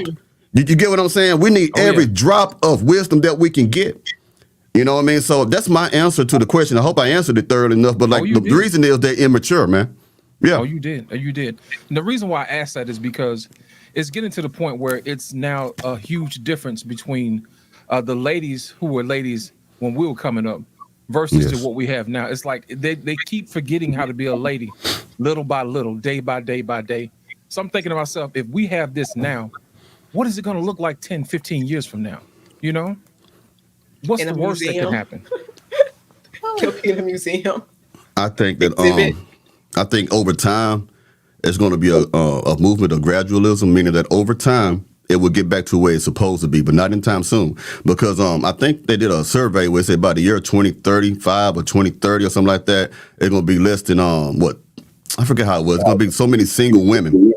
You get what I'm saying? 2030. I think it's going to be it's not like that far off. It's not that far off. So what they're going to do, man, when they start seeing that nobody wants them, all the women who are cowardly right now, when I say cowardly, I mean the women who are not like the ratchet hoes, the ones who are actually respected, the small remnant of women who try to be as traditional as they possibly can, those women are going to start shouting. They're going to start fighting. They're not motivated yet. When they get to a point where they can't get no man, the good women, then you're going to see a hissy fit. Then you're going to start seeing them fighting and screaming and yelling and stuff like that. You musty back helpers, you hoes, I can't stand you no more. That's when you're going to start seeing that. Right now, they in the background because they scared.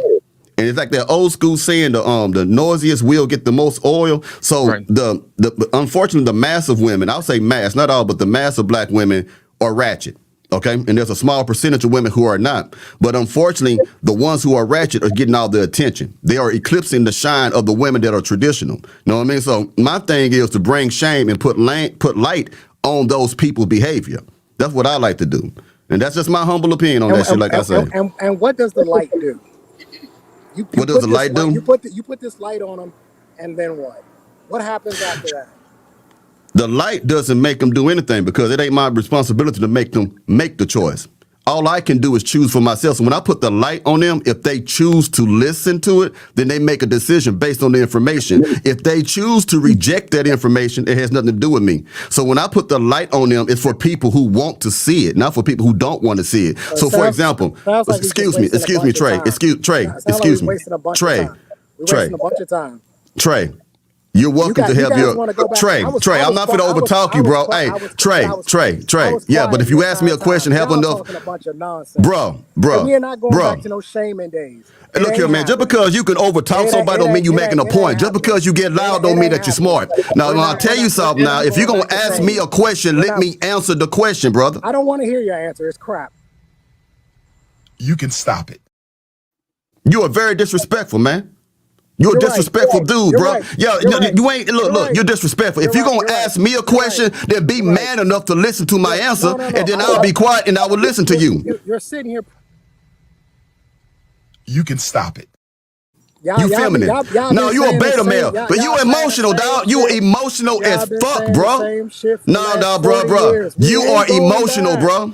You right, emotional. We're not going back. Gentlemen. Hey, bro, come on now, dog.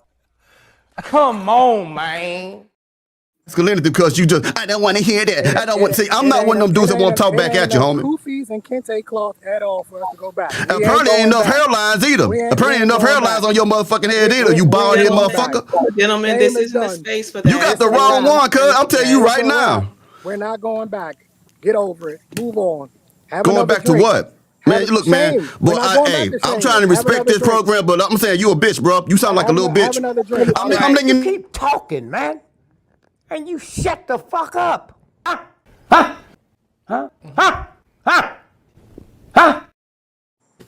When y'all damn near 50-year-olds gonna get some better ideas? When you gonna shut the fuck up and listen to people? When y'all damn No. When you gonna get out your damn emotions, homie? When you gonna get out your emotions, bro? No, you got the wrong one, bro. I'm gonna tell you, really got the wrong one. If everyone treat me respectfully, I treat them respectfully. You the only one acting like a female, bro. Gentlemen, please do it back in the 40s.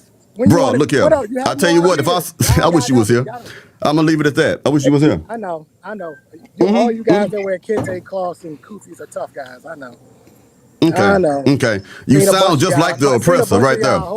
You sound like, bro, you feminine as a motherfucker, bro. You feminine as hell, bro. You ain't got no nuts, bro. You ain't got no nuts, dog. You came in attacking me for no reason. Yeah, because your ideas are stupid. Look, you can have your opinion about my ideas being stupid. You have a right to that, but for you to be disrespectful, you don't have the right to that. Gentlemen, we're gonna have to drop both of you if you don't cut it out. All right, I'm done. Hey, I'm done with the female, man. I'm through with it. Be gone. No, you be gone, ho. Take your bullshit ass ideas with you. I wish you come to Houston, fool. Nah, y'all too gay down there for me. You just Your sat there mama and gay, told, nigga. you just sat there and told us they down there breaking out backs. Then you just you the one in line. You want it, bro. I don't go to Houston. You want it. You want to get your back busted out like them boys, don't you? That's you, buddy. Y'all down there in Houston. Wow. Boy, you got the wrong boy. I'm done with you, homie. All right, gentlemen. Everything was peaceful till this fool came up this hoe. With you too. Bye. Get out Take your mom out there to the street, man. I put on the horse road. I know. That's not gonna work. That's weak. I thought you was leaving. Get out of here. You can stop it. Peace. Bro, you can't run me out of here, bro. This ain't your show, bro. You know the black community ain't going nowhere? You know what? I'm gonna let you talk. I'm gonna let you talk, man. Keep talking like a female. You weak, man. You are so emotional, bro. Why did you attack me? Why are you attacking me though? Why are you attacking me? And what you gonna do? Why are you attacking me? No, I'm asking you. Why are you attacking me? She don't give a fuck. She's still getting paid. Why are you attacking me? Why are you attacking me for my beliefs? Because you represent the stupid black men of America. You're an idiot. And y'all keep saying that. Yeah. You know what? You tough on this damn screen, bro. Uh-oh. All right. Wow. I'm sorry I had to do that, brothers. I love you both, but we can't have that here. A little disagreement's all right, but y'all were going a bit far. Oh. Hey, it's cool, man. I'm sorry for disrespecting your program, but I don't tolerate disrespect. I still got that in me, so I apologize to the brother as well who has a problem with me. But I don't take kindly to people. You can have a problem with my ideas. I had no issue with you disagreeing with me, but being disrespectful and attacking me, calling me stupid and stuff like that. Come on, where the line gonna be crossed at, man? Come on, I'm a man at the end of the day. All right, so to the brother that's mad at me, I apologize if I offended you, but I was wrong for that. But you cannot talk to a grown man like that. I don't know where you come from, but I'm not raised that way. All right, so if I offended you, I apologize. That's all I can tell you. But I'm not going to tolerate any disrespect ever in my life from nobody. I'm sorry, y'all. I didn't mean to bring that. I'm sorry for what I apologize, Mr. O. This is your platform. I shouldn't did that, but I have a history, man. I'm an ex-gang banger, man. I used to do all that stuff, man. I've been locked up several times, and that's in my soul, and I'm over that now. But you push the right button, that stuff will come out of me. So again, I apologize. I let it go. I land my plane there. All right, thank you for the apology. Appreciate it, Jeremy. Appreciate Any other questions? Lost in translation you'd like to ask me, man? No, that's good. You answered it, man. Appreciate you. Okay. Appreciate you. Hi, Liberty Twitcher. Oh my goodness, look at that thumbnail. That is terrifying. No, don't do that. No, I'm not a Oh criminal my anymore, goodness. brother. I'm not a Oh criminal my anymore. goodness. Oh, that's scary. Everybody can repent and change. You know what I'm saying? Hi, King Bub. One. But Okay, thank you. Back to red flags. Red Inappropriate attire. flags. Inappropriate attire. Oh my goodness. Oh, can I get Let's started on this? yes, go ahead, sis. Okay, here we go. I love to talk about this one. You're gonna hear I from thought I could go first quickly because I'm in the worst city. yeah. I'm gonna have to say this from a modest woman. I dress modest. My body is not shown to nobody but my husband. Women, y'all, women are complaining, and especially modern women are complaining, saying there's so many dogs out here, this, that, and the third. How the hell can a man discern you from being, discern you as a woman when you out there looking like a 304? You out there looking like a streetwalker. When you showing your body, and you're, especially you married women, you showing your body, you actually disrespecting your husband. Because I guarantee that man did not want you to step out there looking like looking like the rest of the commoners out there. And if he do allow you to be out there like that, I'm sorry, I'm gonna call a man a simp, because that's supposed to belong to you. That sexy stuff belongs behind closed doors, not for everybody else to see. We see too many people out here looking like they don't have anything on, nothing on. It's like they don't have nothing to the imagination. And even the bigger women, y'all out here walking around here looking like busted Biscuits. cans of biscuits, busted cans of biscuits. That's just what they be looking like. I said it too quick. you know them clothes too small and you just busting at the seams. Them clothes screaming, take me off. You know what I'm saying? But dressing like that, a lot of women say, well, men can dress. I have not seen no man go out there with his slung out, see-through clothes on, where you can see his whole entire body, but you see a whole bunch of these women with these Temu, rainbow, whatever you want to call it, bodycon dresses, and you showing all your shape, and they think they look good. It's a lot of them out here never had a child, and they got a belly like they 9 months pregnant. Like, you never had a child? I know a lot And of women. all of that hanging out Oh my with a God. horse shirt on. Feet's hanging Can out. I Hey, that's not cute. can I give you the New York City report of that? Okay. Let's start with what's coming in a few months called the Labor Day Parade. Oh, Yeah, the reason why I never go outside, for example. You know what they call fishnet, right? mm-hmm. Explain to me why you see a big girl wear a fishnet and the fishnet disappear.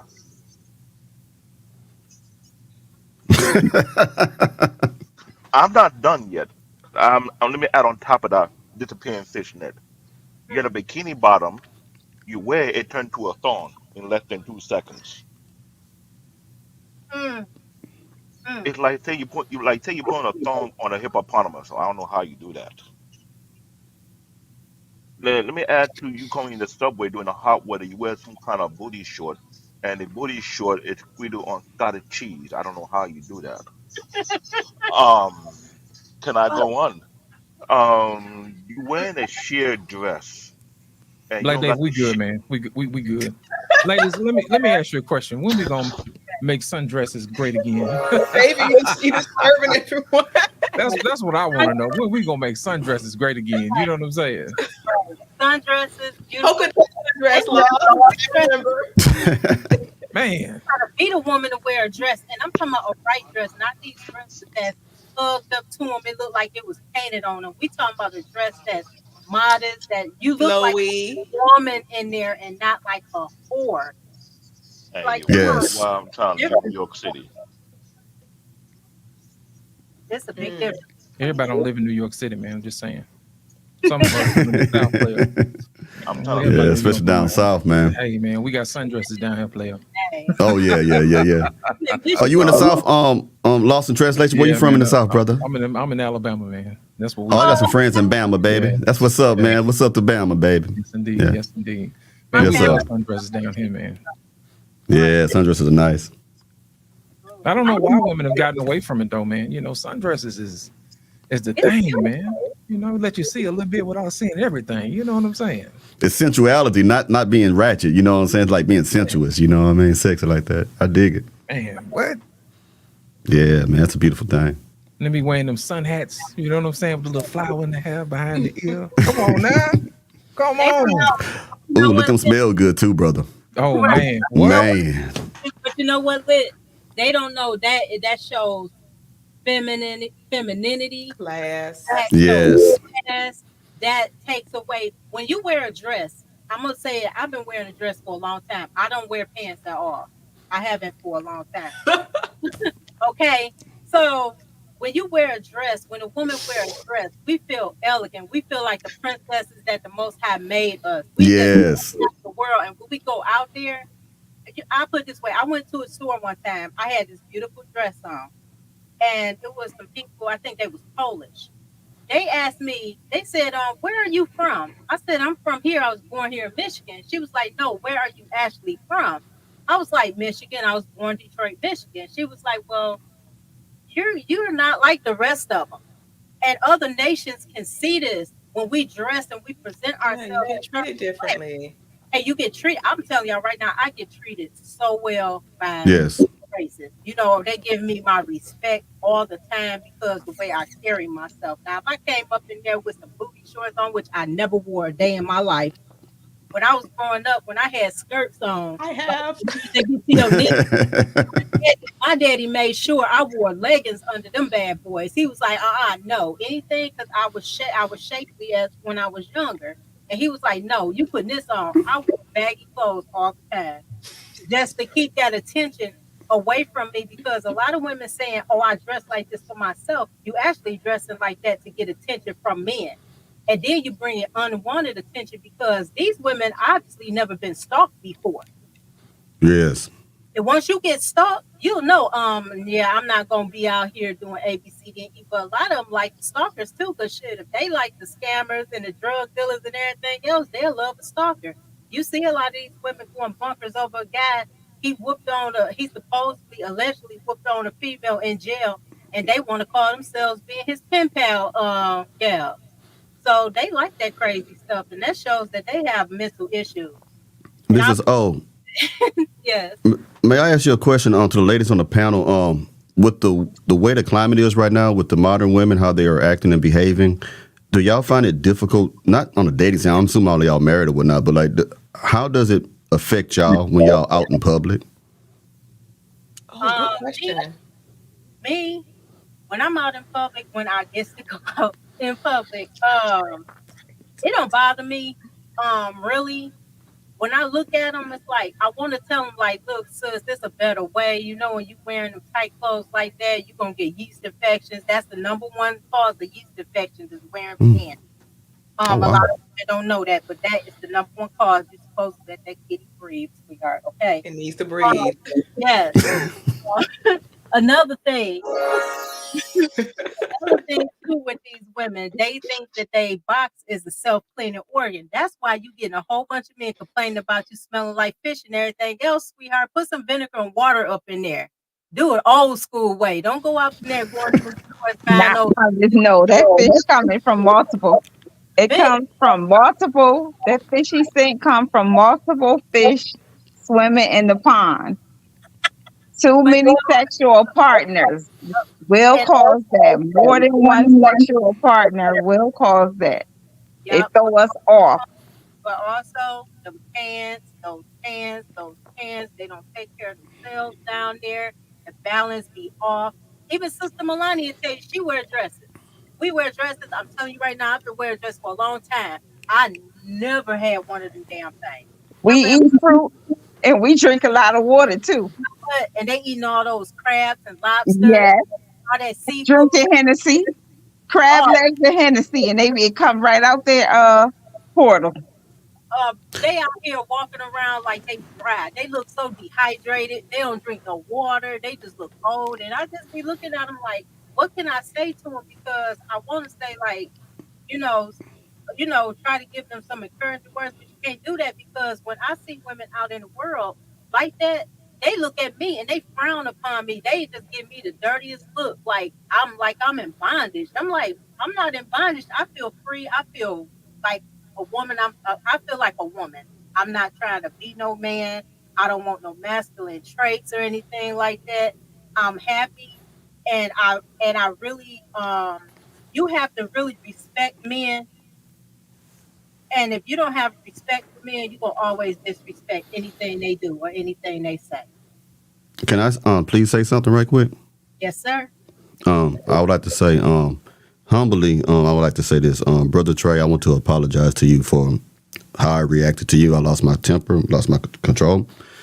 And I'm not trying to be like that with anybody. So if I offended you, brother, I apologize. And I think that's the best way to be, because I think I just contributed to the image of black people always at each other's throats when I did that. So I'm sorry for that. And you have a right to your opinion, and I'm not going to act like that anymore towards you, brother. So you don't have to accept it or say anything, but I'm going to offer it to you anyhow. Other than that, that's all I had to say. But I do agree with y'all with Forrest, like what y'all saying, especially the Brother Lawson translation podcast. Them sundresses be hitting. They be hitting, especially got a nice little shape on them, man. I can speak from both sides, because when I was much younger, I did have some scandalous outfits. So you get treated. You just get treated much. You just get treated differently when you are more presentable and more modest. And even the women who are, we'll say ratchet. We'll say ratchet. They often they'll compliment me. They'll compliment me. Oh, your skirt is cute, or your dress is cute, and you can see that they admire it as well. So setting that example is crucial. Since we have a super chat. Oh, thank you. Hey, Anger Man. Anger Man, because they're pirates, tattoos, liquor, weed, cursing, and crab boils. Pirate-based lifestyle. That's a good one. That's a good one. Hey. What is he referring to? Telling the women how they dressed up sometimes. They dressed up like pirates. Oh, okay. Yeah. Looking for that treasure, huh? I'm telling you. Crab balls and it's smelling like. Let me slow it down. Rapping with the singing, I be swinging. You can get it all free like welfare. They eat them crab balls and they smell like crab balls down there. You always eat everything you eat. Yes. Tell your women. Yes. You gonna taste like down there. I'm just gonna put it that way. You gotta know your body. You have to be in drinking Hennessy body. too. Me, I can't have onions or garlic. I can't. I'm like running for myself. If I have onions or garlic, it just lingers on me for days. You gotta know your body. I was in fact an expert in skin lounge dread or non-sun dread. Just give a public notice. If you see anyone with a skin lounge, they're not sundresses. Sure they are. Sure they are. Just like bonnets or hats. Sure they are. Okay. You know what I don't understand? What I don't understand is it's so easy for us to point the finger at these generations. Where they get it from? Their mamas. Where they get it from? Mamas they didn't just wake up one morning and say, I'm gonna wear pants. No, they didn't wake up one morning and say, I'm gonna be this way.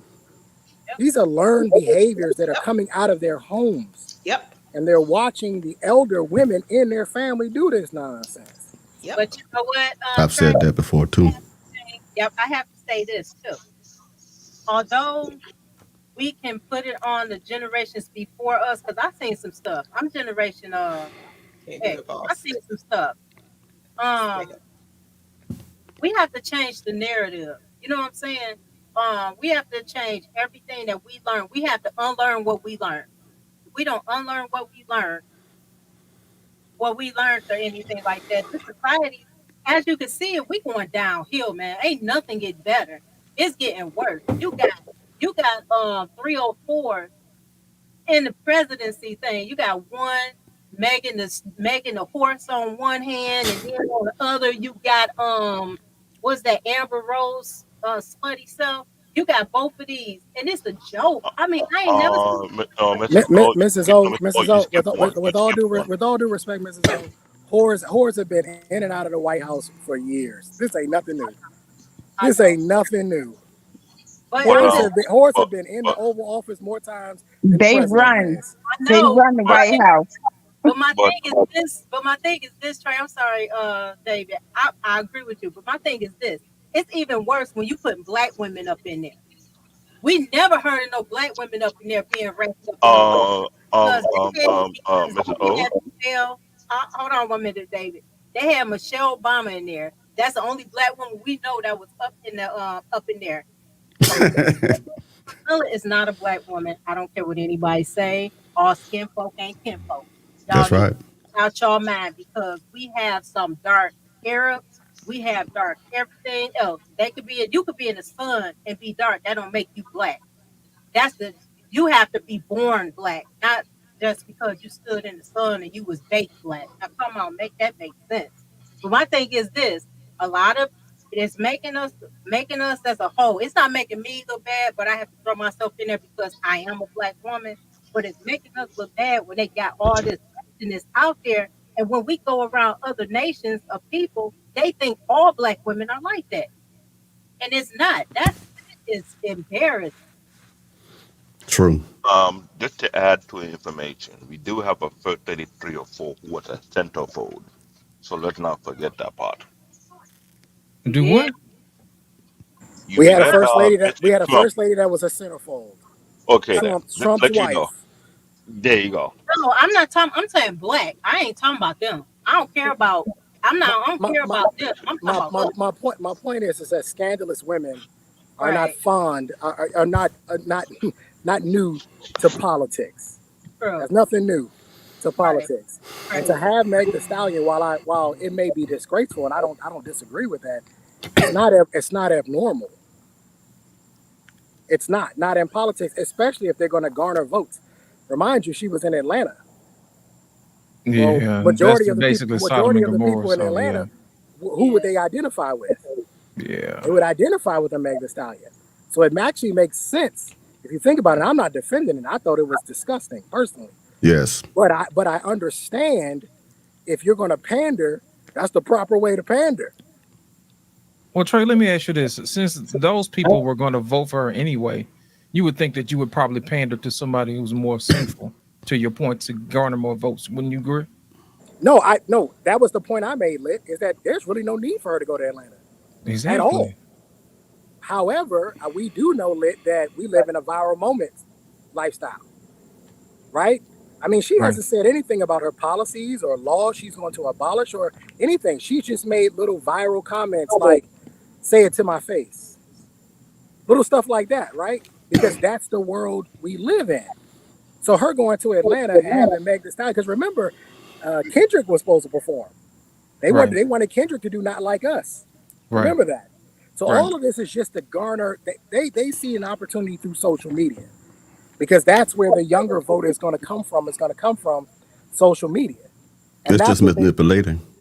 Oh, absolutely. Oh, Manipulation. there's no That's doubt all it about it. is. There's no doubt Mm-hmm. about it. It absolutely is manipulation. But both parties, this is what they do. Well, Both Yeah, parties that's are going true. to try to manipulate as best they can. let me ask you this, Trey. Say, for instance, she does win the presidency. Okay, how does that twerking action help us against people like Putin and Kim Jong Un? Well, I mean, I don't know. With the ass that Meg Thee Stallion got, maybe she can help with some Hey, foreign maybe affairs. we I can don't send know. Megan to I have no Moscow. idea. You know what I'm saying? Yeah, send her Megan to on over there. Moscow. You know, world peace. Listen. I don't know. Twerk for me. Twerk for peace.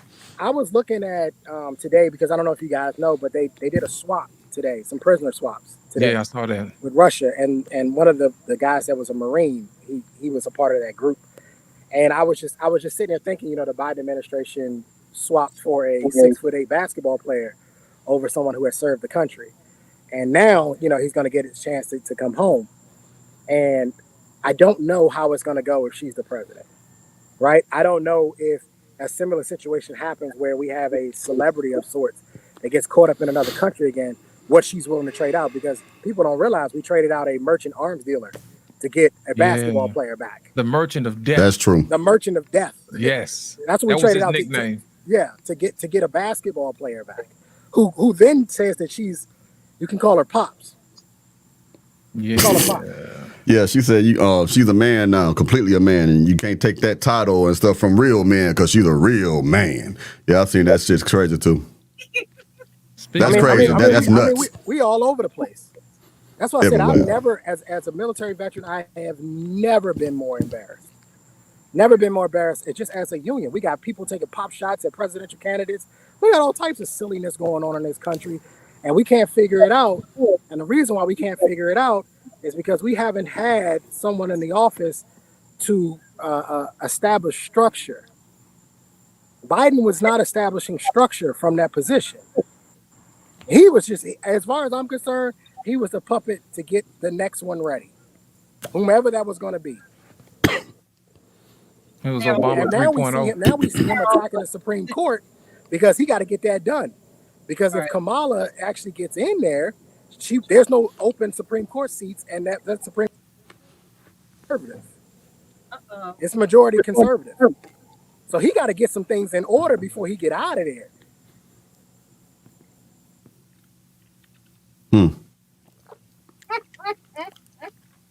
Lou Medic, you crazy. That was a good one. Oh, no, the reason why I asked that, man, is because I think we don't look beyond the election, man. You know, it's all good and cute, man, when we out here twerking for votes or whatever, but when it comes down to actual policy that affects people's lives, like the price of groceries, inflation, you know, stuff like that, we all can agree on. I don't really think that they're taking it serious, man. And they're trotting out the worst of us to represent the rest of us, you know, and I don't think that's fair. I really don't. I know for a fact they could have wheeled out somebody else, man. Oh, hell yeah. They could have wheeled out Michelle Obama or something, you know, somebody could relate to. You know, if that's your base, why don't you pull out your main players, you know? That's how I look at it. You know, Michelle ain't gonna come out there in no booty shorts. Man, I would have rather them brought out Lauryn Hill or India Ari to perform, if anything. You know, someone that actually represents some kind of classiness or something like that, because Megan Thee Stallion wasn't it, man. When I saw her start flapping them booty cheeks, I knew it was over. I knew it was over, brothers. Can the black community get away from entertainment altogether?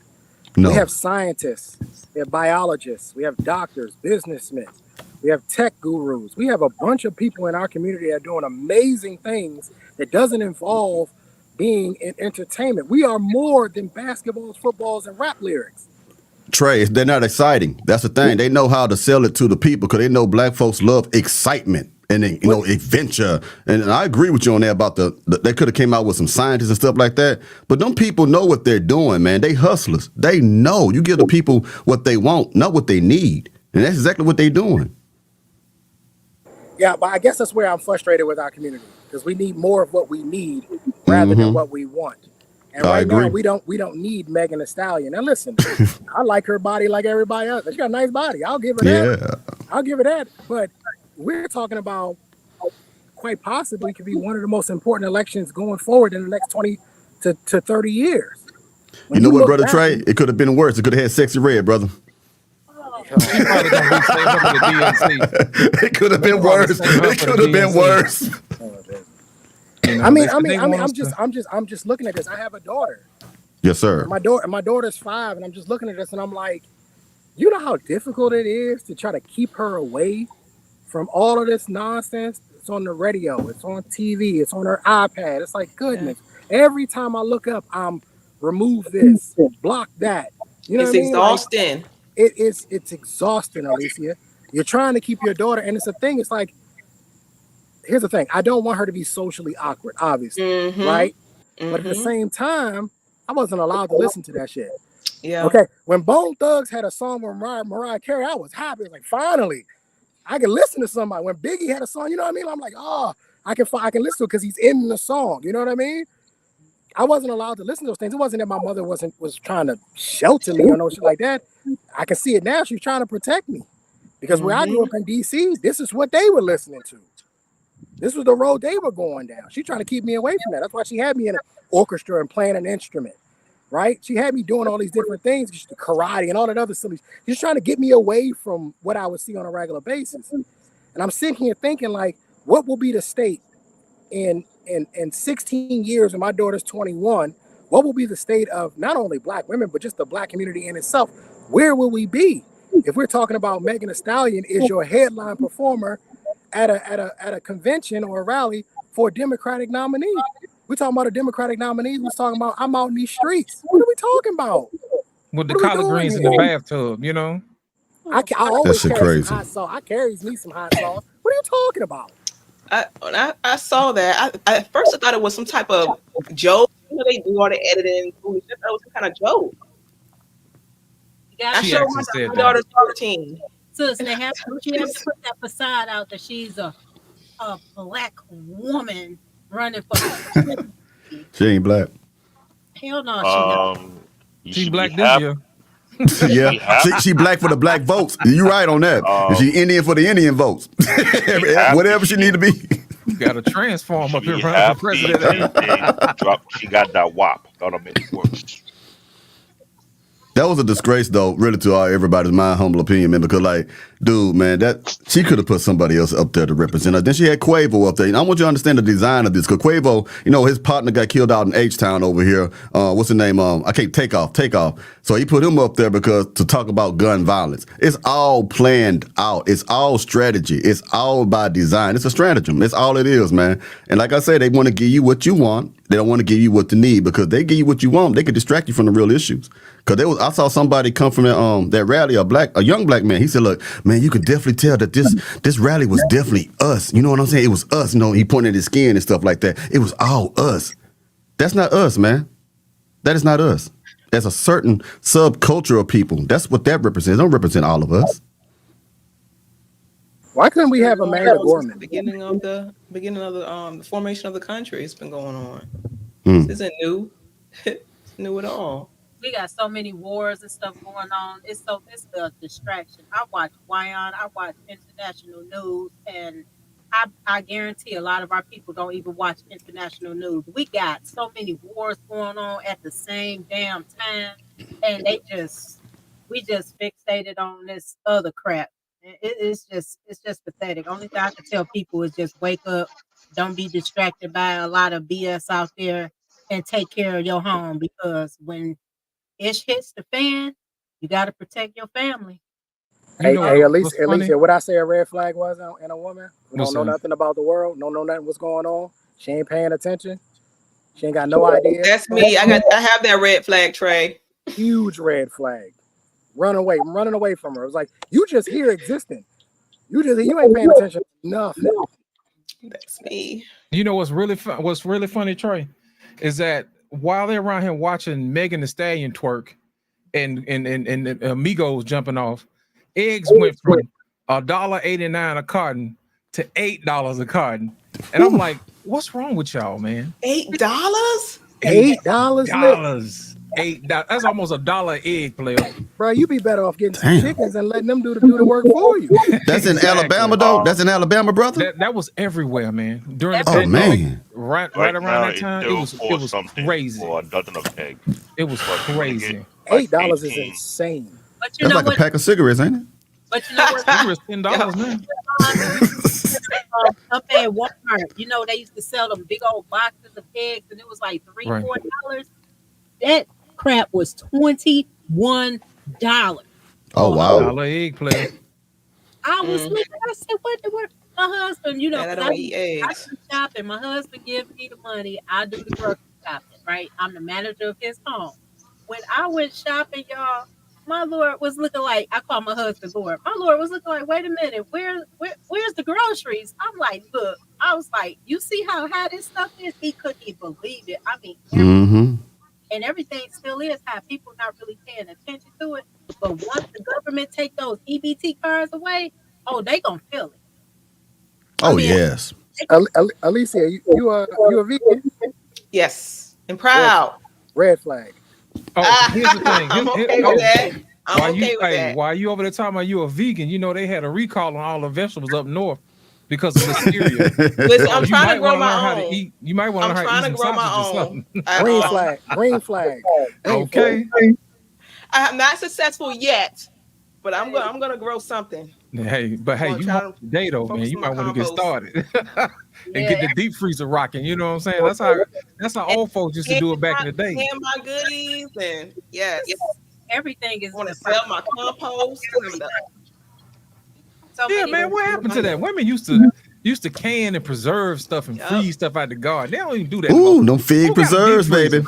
I'm Yep. saying, Them fig preserves. man, you from the South for real now. You Somebody talking Yeah, you know I'm from the stop- South. You know what I'm saying? Somebody In that stop jar, you had to teaching pop them, that Rick. top on that thing, man. Ooh, it be so thick and so sweet, Oh man. you put it across some butter biscuits. You don't know Oh my nothing God! about Don't, that. hey man, don't do that to me, man. I'm about to go eat something now. You know, so don't do that to me, man. It really is, get you some alligator syrup and some biscuits.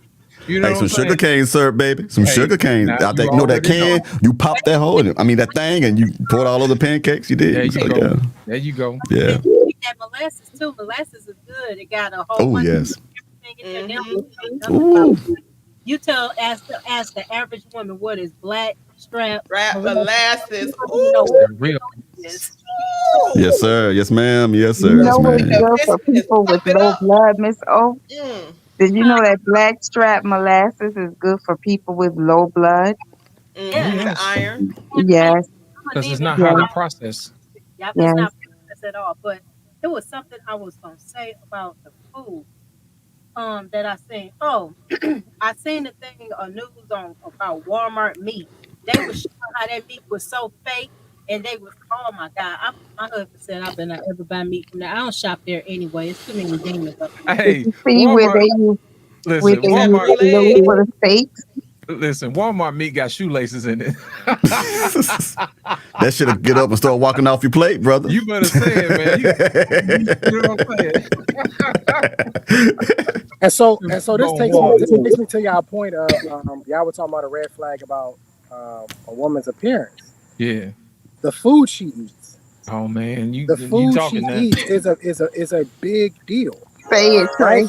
I am paying attention to what you order when we go out to dinner. Yes. I'm paying attention to it. And if it's fried this, dyed this, laid to the Shrimp this, side shrimp this, that. yeah, Yes. because I already know what's going on. Right? Right. I told you, most of the majority of the women I've dated, I've had better skin than. Well, a lot of it is because you don't drink no damn water. And they don't eat veggies. They don't eat veggies nowadays. You don't. Vegetables They at don't They drink any don't eat water. fruit. You don't They don't. exercise. You don't sweat, so your pores aren't open. The toxins aren't Yep. getting out. Yep. And And they a don't lot of Damn, I don't exercise. give a damn about your A lot hair. of people I I don't care run nothing about into, your hair. they ask I don't me, want to hear nothing about your hair. a lot of I want to see you put your workout clothes on, go out in the sun where the vitamin D is, which is good for us, us people. It's good for Grounding. us. Yes. Grounding. Yeah, and go out Barefoot. and sweat. What happened? eat a Lots salad. of people ask me, what do you wash your face with? Why is your skin so beautiful? And I tell them, you got to eat them vegetables. Drink Your some water. plate, sometimes I do 2 vegetables, no meat. You got to drink that water. You got to stay away from soda and a lot of sugary products and a lot of processed food. Processed food is not good for us at all. We shouldn't be eating it at all. Sis, now I don't know if y'all seen this, but I think I'm gonna bring it out next week. I ran across a video, and a whole bunch of women stood on the scale that they had out and about when they Oh, was they're in Vegas. Yeah. If you weigh over 500 pounds, you get your food for free. what? Damn. Yeah. Can you walk at 500 pounds? Your meal Can is you on breathe? the house if you over 500 pounds. They put you on this big, huge scale. They be breathing like this.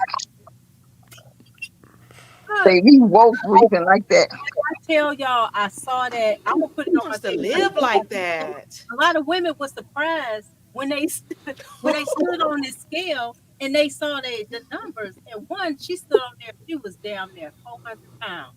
Ooh. And I bet all of them had And husbands. proud. I And bet all of them proud. had husbands. Some don't even have husbands, but even They ate them. husband, even if you have a husband, he said, hey, She said, "Yeah." That's a cool little thing you just did. That's kind of cool. I like that. Hey, on my 600-pound life, them women always have They always have a man. always got always They have do. husbands. But you They know do. what? But you know what? I watched all of Crazy. some of the men leave because those women be getting like Did y'all? be mean to them. They be like, I can't take it no more effort. They be gone. I'm They like, He do. get tired of lifting the hood up, washing up under the carriage. You know what I'm saying? Did y'all see? Shit.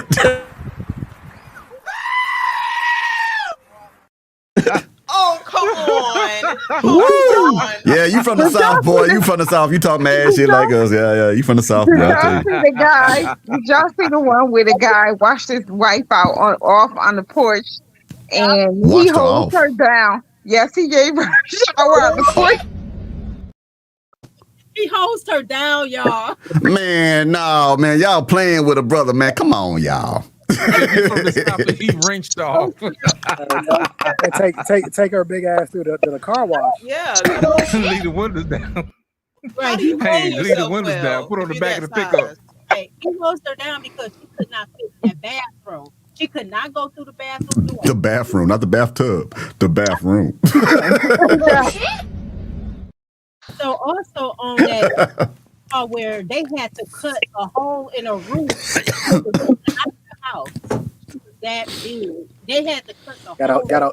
Gotta hoist your big ass out of there. Hoist. Did y'all Anytime you see hear the word with a hoist, you already know it's gonna be a long day. They y'all? had to Hoist cut the your Did big y'all? walls ass down. there. They hoist One her man, the fire department had to come get him out the house Mhm. for him to go visit Dr. Now, Yep. and he was having a hard time. And then there was a girl too, and Dr. Now. But you know, Alicia, the red flag is in the fact that the woman, most cases, is going to be the nutritionist for the family. She the one fixing the meals. Yep. So she's the family nutritionist. She got to keep all of us in line. Absolutely. She should know what I need to eat. She should know what the kids need to eat. Hell, if we got 2 golden retrievers, she should know what they need to eat. Yep. This be is able one to of her spot duties. if something's off. If something's off, any signs, symptoms, be ahead of it. And you have to be, especially you have to be ahead of it because I had 3 boys and 1 girl. Okay. And all my kids was athletic. They were slim, trim. You know what I'm saying? They didn't have no fat on them because of what I was feeding them. And plus, a lot of these parents, I'm sorry, a lot of these parents don't let these kids go outside. Yeah, that was my son. My kids taught me a lot. Right, they on their phone, they on a tablet, they in front of a TV, they in front of Playboys, PlayStations and Xboxes and all that other stuff. Look at these kids, they are huge. Some kids weigh more than I do. And I was like, oh my God, like I seen a little girl 12 years old, bigger than me.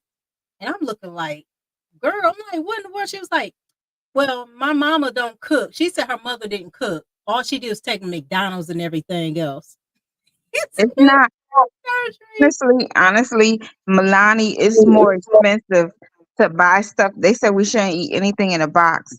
It's more expensive to buy snacks than to buy fruit. You know what? To me, it's more expensive. Because you're paying for those I health buy bills. fruits. Right. Yes. Now wait a minute.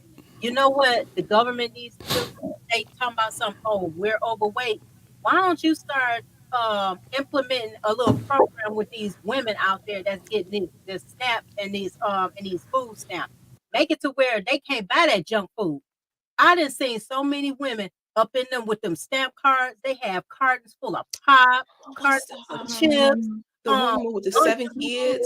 Yeah, her And too. Miss O. Yeah, Miss O, honestly, one snack. I ain't seen not one nutritious thing, and I didn't even see a piece of an apple whoop in that bag. When you buy fruits, a lot of fruits, and they don't see soda and a lot of junk food in your cart, they look in your cart, and you'll see them look at you, look in your cart, then look back at you, funny, like, well, who she thinks she is? All you see is fruit, and I'm being serious. I'm dead serious. Am I lying? I had that too. Alicia, I'm not lying. You ain't lying. Let them look. I do. I do too. Let them look from the diabetes from their eyes. You know. Yep. And they feet look like a can of Buster biscuits. and they And see I'm a thinking third so of their thick. size. Yeah, go Yes, ahead, look. On a serious note, in the black community, the Right. number one killer is not the police, and it ain't black on black, food. black on It's black crime. food. Even though that's bullshit anyway. Fuck some. It's Sugar is the salt. most addictive It's drug. heart Salt, disease. Yes, sugar, Heart salt, disease sugar, is sugar, oil. taking us out sugar. left and right. And you wonder why they look like a birthday Twinkie. Is that a pussy? Yeah, we got to get our health together I'm gonna because tell you the reason why they do that. I'm gonna tell you the reason why they do that. The reason why they do it because A, the food is cheap, and B, it's shelf stable. If here's the thing, when you buy fruits and vegetables, you have to go more often. If not, if you don't eat it right away, it's gonna either go bad or you're gonna start getting flies, fruit flies And all over the place. I'm gonna tell you something else. We didn't do like how they do frozen waffles and stuff. When I had to cook. My husband was country. I had to get up early in the morning and cook breakfast. Like we didn't do frozen Yes. waffles. I did waffles in a waffle iron. My daughter looked the other day. She said, I don't eat boxed macaroni and cheese. I remember I was at grandma's house and grandma tried to give me boxed macaroni and cheese. My kids never ate boxed macaroni and cheese, canned spaghetti, none of that. If didn't make it, they didn't eat it, and they're not gonna eat it at nobody else's house. It's not that they bougie, because people say they bougie. They're not bougie. They're not used to that. I didn't buy that. Because my grandmother fed us from the field. We used to go to the side of the house when we came to South Carolina for the summer and pick what we wanted. Don't be laughing at me, Trey. We picked what we wanted. We had the shell. Look, we had the shell beans. We couldn't move off the porch until all the beans were shelled. Well, when you don't you have to go out to work, it's nobody home, fixing the garden. You know what I'm saying? you And know then what? people, I assist on that too it's because like, my grandmother, well, my family is from Mobile, Alabama, and my Mama Rose, that's we call her, she had a farm, so we learned how to Mhm. farm, how to pick, how to can. I know about can Churn butter. churning butter. I know how to. Mhm. I know and how we don't to. need as much food Right. as we think we do. People And are my No. greedy. We and my don't need nearly as much food as Mm. what we're eating. right. And my Not grandfather taught me how to, as cooks. My grandfather taught me how to hunt. He taught all the grandkids how to hunt. I know how to hunt for deer. I know how to Yes. cook. I know how to scale. I know how to gut. I know how to do all of that because You know my how to shell peas? yes, I do. Oh well, damn boy, this is what some country Alabama Um, understand that. Yes, sir. We can snap plenty of um, peas, boy. Woo! Boss, Edward Gilbert said boss, something real. question. What about the sunflowers? You And got shucking learn corn straight off the stalk. Woo! And all well water, well water. I don't know if y'all Watch ever my had any well grandmother. water before. I watched my grandmother cut the corn off the cob and canned it with okras and tomatoes. Mm. And I want to learn. Lost Li- and Mr. O. I hate to cut it, but Gilbert said something real funny, and I want to highlight again so y'all guys can see it because when he say that, right now, it's funny to you guys, right? But you it's have to believe this. true.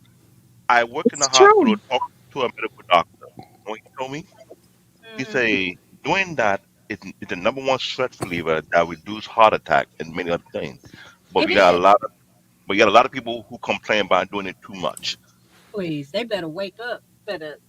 I Plus, can't tell. they It's keep you in I shape can't as a tell. they keep you in shape as a couple. So Them I'm babies wondering ain't what's coming out going of on. nowhere. Them lies right there. Them Yeah, babies yeah, is all over the place. I agree, but it's too many single mamas out here for that not to be true. No, that's for real. The Mhm. way They Planned getting Parenthood be That's that the putting work. only them out. exercise they got. They getting that work they in. feel stressed. We single-handedly keeping Planned Parenthood in business, man. You know what I'm saying? Mm. You That's can cut sad. that out. That is so sad. It And is. boy, they banking on us. That's why all that music is pushed out there because they banking on some ignorant people that don't even think about responsibility, wrapping it up. You just out there willy nilly screwing everything, and you bringing out a baby that you don't want, or either this man don't want, and you call yourself giving that baby up to Molech because that's all it is. You And sacrifice. then you be mad with the baby. Is that? Oh my God! Now those women is the worst. You cannot be blaming that baby. You the one that wanted the fun. You the one wanted to open your leg. That child had. Or who else they gonna blame? Man ain't there. He gone. Of course they're gonna blame. Mhm. They gotta blame whoever there. I feel Exactly. like that's why my mother don't like me because I look just like my father. I See, look Trey, like We didn't vet well enough. So that's right. Trey, they wheel you in with the WAP, and then next day, know they in front of Planned Parenthood talking about some Mhm. "Help My Baby Daddy." You know right. what I'm saying? They got a song for every season. You know Right. what I'm saying? You know what, Lord? For everything. Right. What it is they use their box as a crap shoot. They hoping that they catch you on something. Like, I'm gonna whip it on him real good, and he gonna love me. I was No, watching somebody earlier today. They were talking about if they got rid of child support, they would have like one baby a year, and they'll hold them up in the air like on the Lion King. Y'all They play wouldn't be too much. making no babies. You know what I'm saying? They have one baby a year. Did you guys? Hey. Well, y'all Did get the that. baby? I need to put that on my show, man. That stuff y'all be. I like it. I like Did it. We you cooking guys over see here. where the young lady stabbed her 5-year-old 22 times? Oh yeah, wow. What? I heard about that. Yeah, that demonic. yep. And I also saw the German woman who tossed her child off a balcony. Yep. Seriously? Tossed her Mm-mm-mm. kid right off the balcony. Seriously? And you know why she did it? Why? Because I am a firm believer that y'all not supposed to be working. Y'all not supposed to be at Mm, work. Yeah. Y'all not built for that. mm. We supposed to She thought that the child was going to prohibit her from promoting. right. So she tossed him off of a balcony. Oh, That's where her brain is at. Didn't It's she an evil realize world, people gonna man. ask her where her baby is? You know what I'm saying? Don't she know people gonna ask where the baby is? She's so stressed at work trying to get ahead and climb the corporate ladder that she thought that her child was going to be the prohibitor. well, she got a new career in prison. Mhm. Making Snapping license plates. license plates. Hey, like your Yeah. boy Steven said on Django, taking big rocks and turn them into little rocks. Yes. They pop you in the That's sad head. though. And throw you down in the gulf. Listen, I'm That's right. when I go on social media now, I don't know if it's just the algorithm or what's happening, but I'm starting to see more and more women complaining about work. Y'all don't want to Yes. work. That's not the algorithm. And That's I'm real not life, just talking brother. about random people. I'm talking about people I know. Like, I'm going through their stories, and it's, oh, I gotta go to work again. Oh, I just want to live the life where I get paid $1 million, but I get to stay at the. Girl, I don't want to work. Y'all don't want to work, and I don't understand Lazy. this because you've been sold a dream. Hello, red flag. She believes in feminism. You've been sold a dream that Tell them you're supposed to again. go out and go work. Okay, And well, they welcome to the working world. It's stressful as hell. let me tell. I'll say this, Trey. When it comes to, and I'll say modern women, when it comes to them, they get what they want and they still complain. You cannot, if God can't please them, what makes you think you can? And that's in any aspect. Facts. Well, this is to Facts. Jeremy's point. Jeremy's point about what they want versus what they need. Mm-hmm. Mm-hmm. You want the jobs, but that's not what you need. They really don't want the job. They just want the money. Let's just be honest about that thing, man. You know what I'm saying? Because if you think about it, they always looking for what? 20 in the front and 40 in the back. Shit, That's man. it. I thought I was rough, man. Y'all, hey, I like y'all swag, man. I can mess with y'all. I may pop in a little bit more. I like this type of talk. Real Lord, talk. Lord, I'm That's really it. good. They want the money. Yes. Amira. Yeah, that Yes. was the next talking point, and that's to work at. But I can't drink Amira, no more after Lit, this, I and think. Jeremy, if you all are interested, we're doing a role play scenario. If you're interested, drop your IG, and I can send you the profiles. Role play? What do you mean by role play? We're role playing vetting for marriage. Okay, good. Thank you for clearing that up because I'm thinking something totally different. You Oh. dig? When y'all say Yeah. role play, I'm thinking something totally different. I'm like, what the hell kind of? Maybe I should be on this damn show. Sorry about that. Okay, Hey. thank Shout you. out to Green Beans, $20 super chat. He said, have y'all seen the video of elder lady putting in work at Walmart? Yeah, they do that all the time, man. No, Yeah, but that ain't nothing new, man. I see them at the Wegmans. I got a Wegmans here, and I see number old ladies at these registers. That's right. Anissa, I don't have Instagram. Good for you. No, that's right. Ain't I nothing good. haven't Ain't been nothing good on. on Instagram. I haven't been Green on flag. social media since I had my stroke. I've been focused on healing. That's Oh. right. Okay. Well, your Green flag, good for email you. or whatever you You could prefer, give so I me can my send it. you could do my email. Yeah, put it in the It's private a You can hit chat. her I'll cash send it app. on over. Hit a cash app. You know what I'm saying? That's I what I'm haven't talking about. worked. Look, I haven't worked in 2.5 years. I'm living off of savings. Mm. I have not. The government won't give me my. Your disability. Yes, they said Yeah. I had too much property, so I had to That's get a crazy. lawyer. I haven't That's how worked it in is. 2.5. I'm not complaining. I think I could walk. I could talk. I couldn't walk, talk, eat. Right. I couldn't swallow. My face is not distorted. I had two strokes due to blood clots, and I had a lot of many. Don't feel sorry for me, please. I don't want nobody feeling sorry. Yeah. Indeed. Indeed. Right, Since sister. I didn't have them myself, so I have an autoimmune uh, problem. So I had the stroke, I had the fecal fees. I have to watch that. It's a lot of things you have to do. I had a stroke 2 years ago, so Oh wow. I was at work when that happened. So it was like, what in the world? So May I ask you what caused y'all strokes? If you don't mind, but get through personal. Is it a diet thing or just I hereditary? had What I don't know because working at the hospital, I had to take the COVID shots. And a lot mm, of people were saying that the COVID shots was causing blood clots. And that's what Mm. a lot of people, that I know said, Myra, you didn't have those. But what I don't understand is I had many strokes. I had plaque buildup on the brain. So I don't know what happened. I had many strokes. I had my last many in February of this year. They said I will continually have many strokes. I used to jump double dutch with a 40 plus double dutch group. And sometimes I used to fall and I just thought I was losing my balance, but I mm-hmm, was actually having many strokes. So I used to ride my back. I used to walk 7.5 miles a day. I used to ride my bike, do whatever, get up early, go ride my bike, walk my dog, play in my garden or with my flowers, then go to work. So I want to just get my strength back. I used to swim, all of that. Can't do none of that. None of yeah, that now. I'm gonna that's what get back in the pool. you will, sis. You will. I'm still Well, myself, but mine came from I found out that I have a tumor in my brain. So wow. Mm. once I once I found out that, that's when I was wondering why I was having those like dizzy spells or the tunnel vision. Yes. And all of a sudden I was falling. I was doing this when I was working as a nurse. I was always falling and stuff at work, but I didn't know what was going on. Y'all see, I'm real yellow. I'm high yellow. When your coworkers that's white come to you and say you look pale, something's wrong. So Mm. they always came to they're like, sister, you look real pale. They call me, they said, sister, you look really pale. And I didn't know what was going on, but it took years for the doctor to find out that look, you have dysautonomia. I don't know if y'all know what that. But that messed with my whole entire system, my heart, brain, everything. So I just watch my diet, watch what I do, keep my stress level down. Praise the Most High that I have a husband that really takes good care of me because if it wasn't for him, I don't know where I'd be.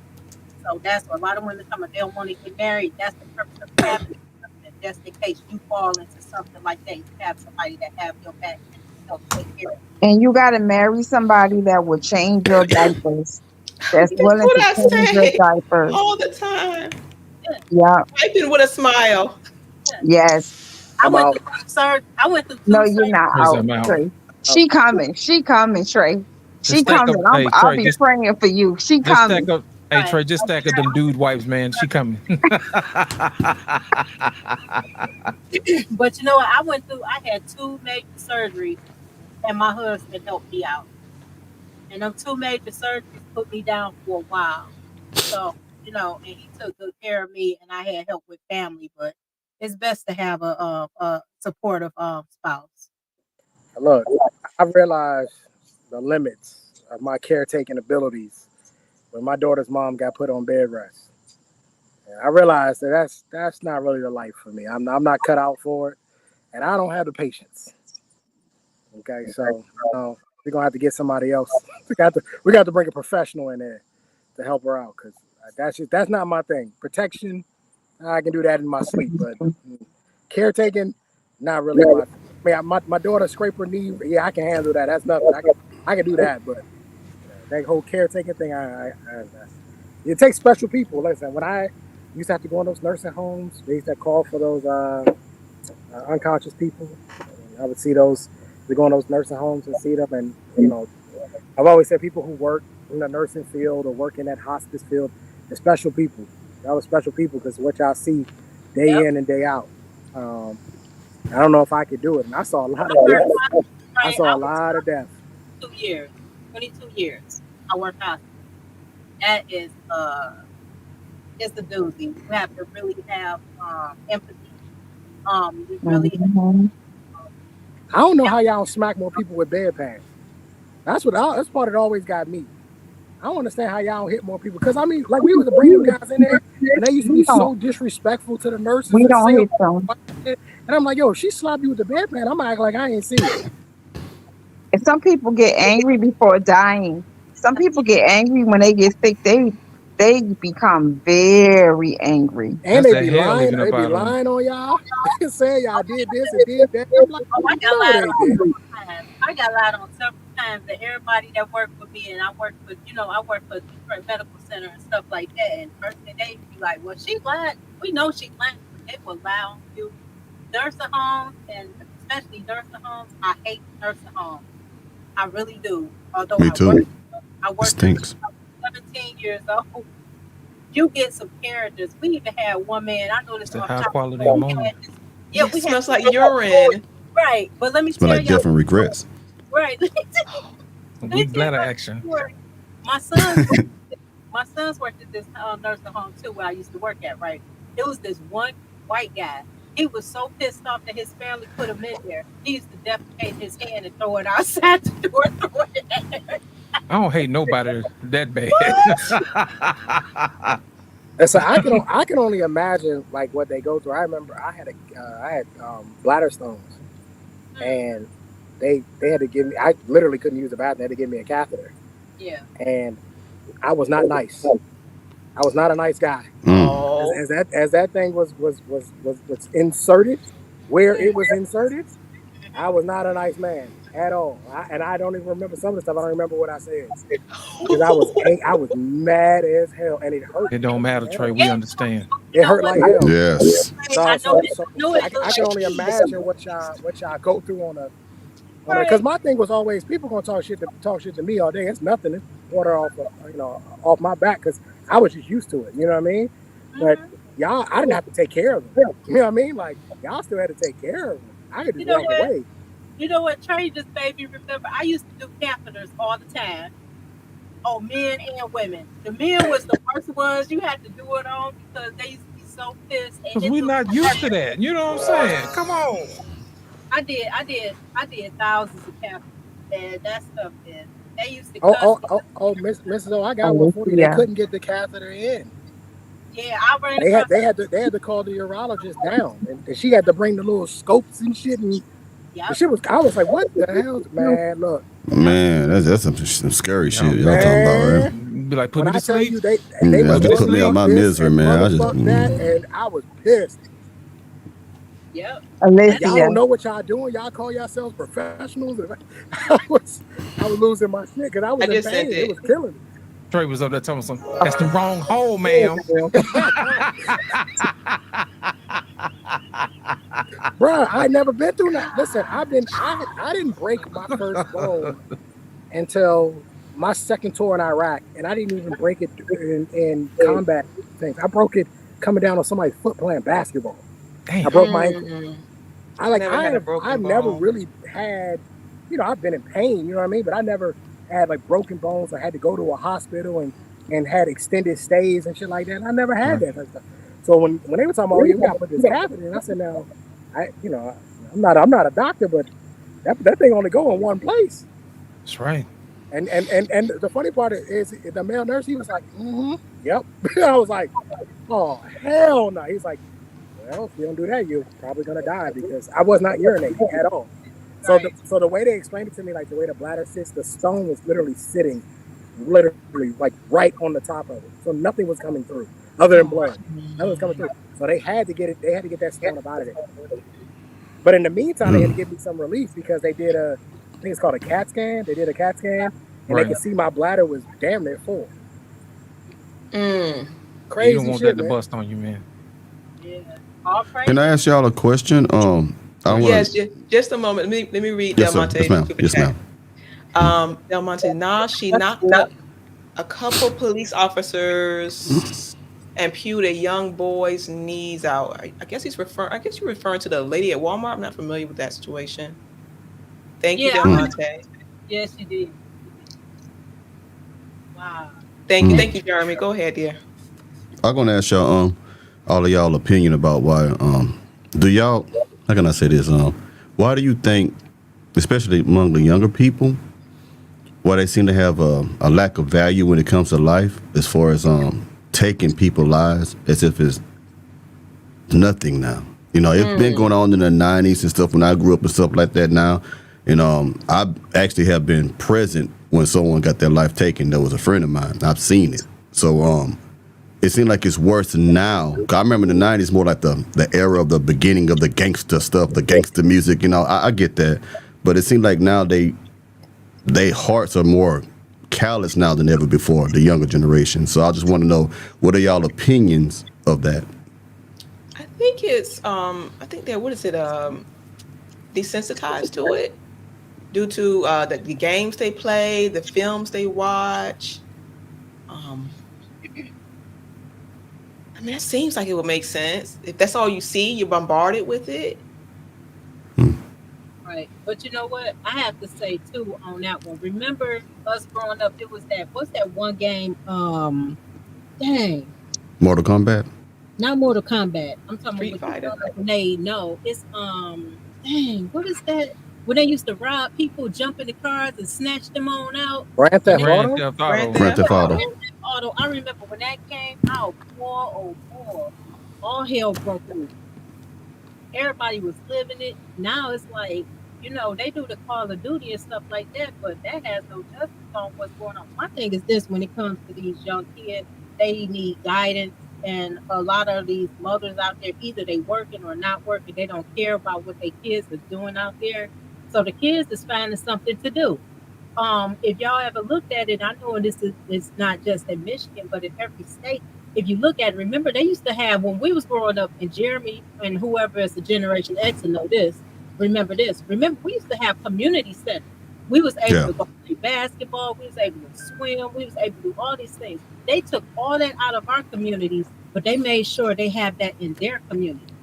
That's why their kids don't get in a whole bunch of stuff. What can our kids do? They have to, when they go outside, they're gonna see the drug dealer out there slinging. They be like, yeah, talk to him. They gonna look at him like a mentor. Same with a gang banger, like when we was growing up in the '90s.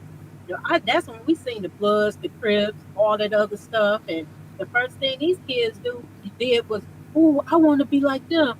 Oh, they cool. They just and the third. And it's just sad because you don't have the mentors. And to me, I'm just gonna be honest.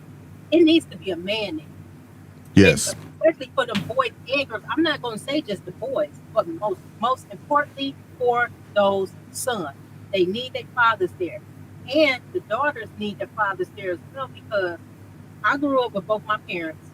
I just lost my dad in 2022. I knew him all my life. My parents were married. He taught me everything. This, that, and the third.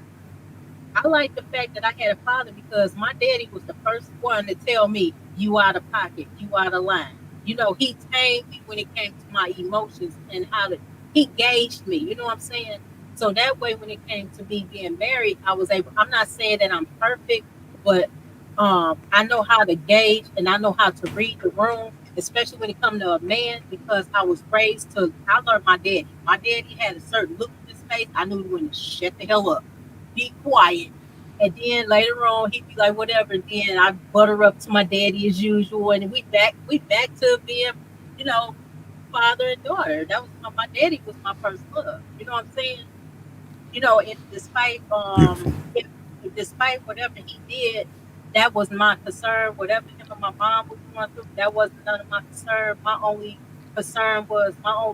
thing was I had my father there. My daddy did no wrong. I didn't care what anybody said about my father. I used to scrap when I was younger. They said something about my daddy. I used to fight. Don't talk about my daddy. You know what I'm saying? I'm daddy's girl. But we really need the fathers when it comes to these sons, especially when it comes to these daughters. I seen a video that this woman was recording her daughter twerking. A father was doing something. He went he had a like a ladder or something. He saw his daughter popping her little thing, and he popped her ass. And the mama go like, "Why you hit her?" You're a lot of women don't know this. When you put your daughter out there like that, you sexualizing them. You're actually advertising them for these predators. It's so many men out there that love to mess with babies, and y'all out there advertising these children. You know, you if you want to be a thought, fine, you be a thought. Don't make it to where your daughter is following that footstep. It's too many women, it's too many grandmothers. That's not fine. Clubs. They out in these clubs competing with their daughters. They competing with the younger women. They competing with any and everybody. Hell, they compete with themselves. No, it's not fine. That's the problem. It's not fine because the generation just starts a cycle. So if we say it's fine, it's okay. You know, it's okay. You can do it because you're grown. Well, no, you're grown. You have an example to set. Right. You have a responsibility. Right. So no, it's not okay for you either. It's not okay for you either. Right? In these communities, and like I said before, I'm terrified. Thank goodness I picked a good mother for my daughter. I actually had some class. Right? But when I look at it, I'm like, well, you know, a lot of these girls are like that because their mamas and grandmamas and aunties and big sisters and big cousins and yada yada yada are like that. But to answer Jeremy's question, I would love to narrow it down to one thing. I think it's a multitude, a combination of a lot of things. You got the need for street cred and clout. You got the lack of fathers in the home, right? The lack of emphasis on education, right? You got, I mean, that's a lot of different things that we could say, well, what's the reason why these guys don't take life serious? But if I really had to narrow it down from what I saw working the streets, they don't have the same sense for their own life. Yes. So, you know, how can they take somebody else's life isn't as serious because their own life, it don't matter. They are constantly, and I honestly, while I understood what my job was, I also was not necessarily empathetic, but I understood that these dudes is on survival mode 24/7. Always. They are always in survival mode. There's never a moment where they get to just take a second and breathe, right? I can go home and go lay down on a couch and I can go to sleep for 8 hours and they didn't get that, right? They're laying on a slice of toast up in a stash house somewhere. And they still on guard while they're in there because that could get ran up through and get robbed. So I think a lot of it has to do with the fact that they weren't taught from a younger age that your life means something and your life is important. And so therefore they don't see the value in others' lives, which I think is why they're so easy for them to take. What say you, lost in translation? To answer your question, I'm gonna tell you exactly what it is. We no longer have grandparents. That's the issue. If you're from the South, you know exactly what I'm talking about.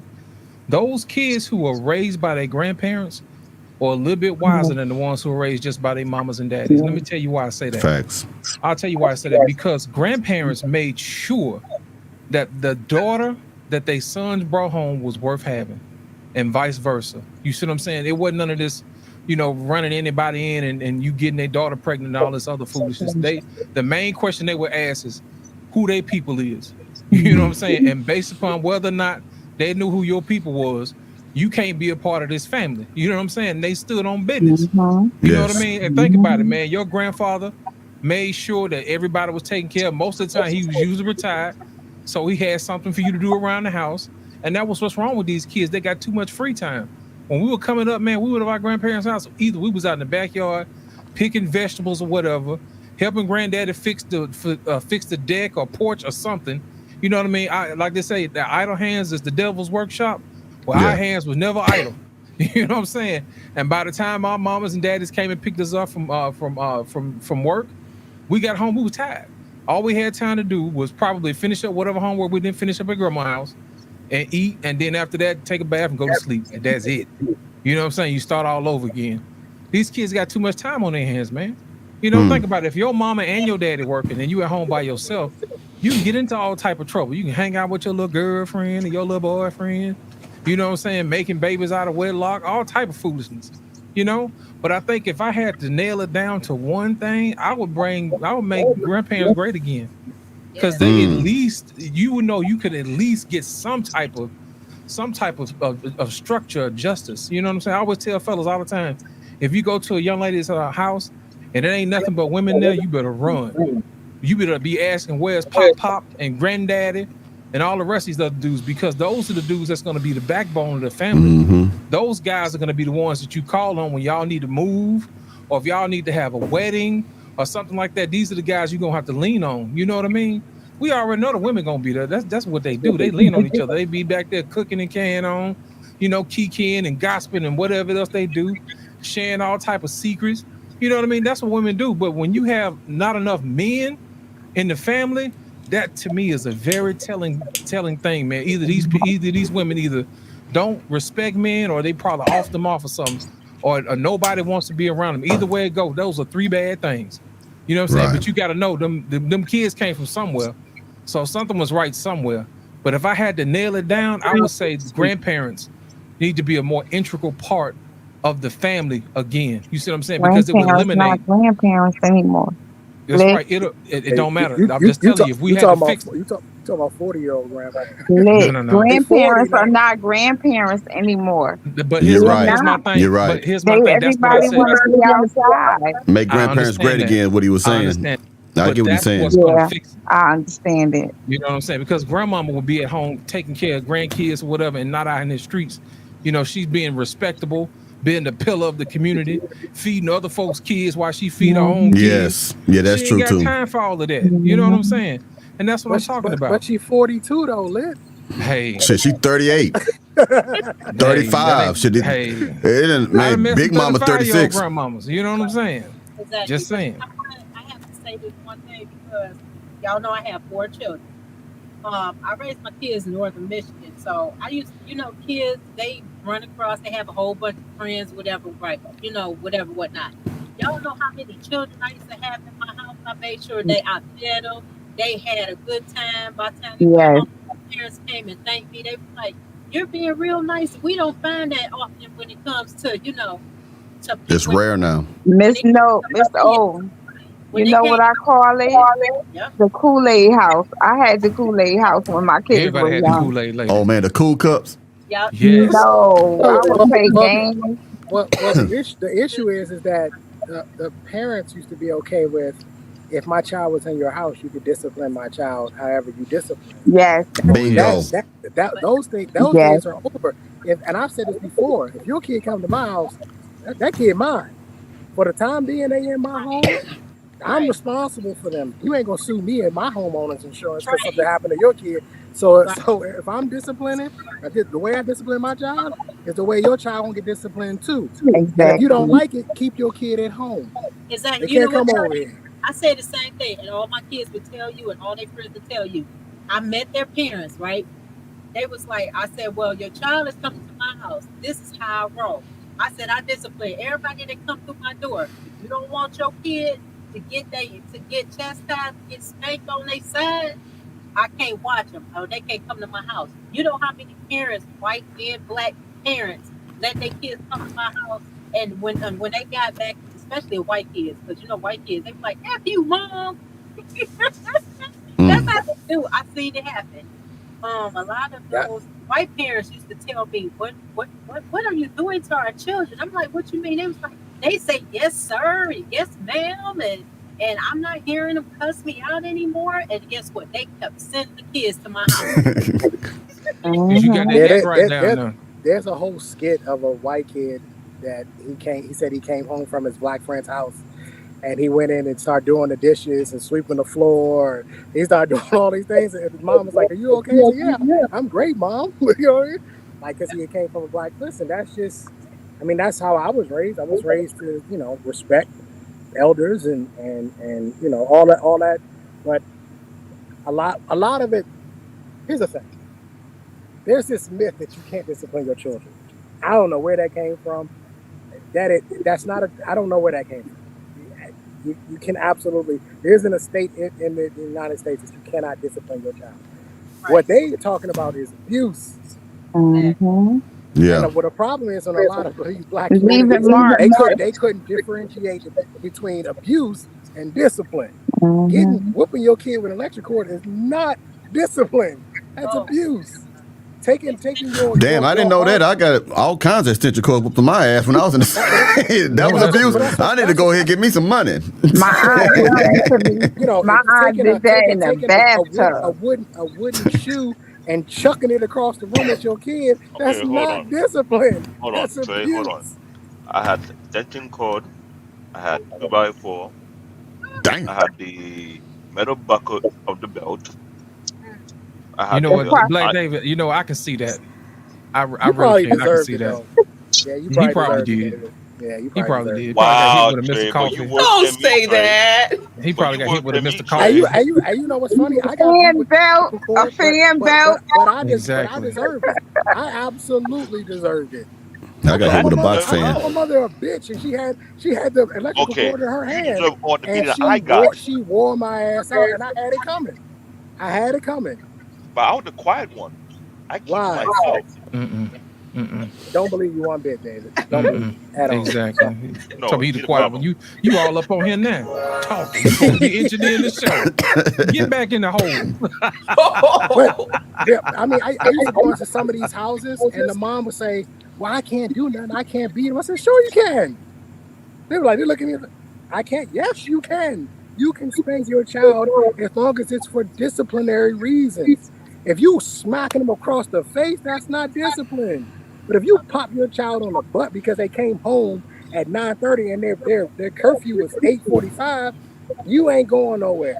You are perfectly within your rights as a parent. And it's funny that you say that.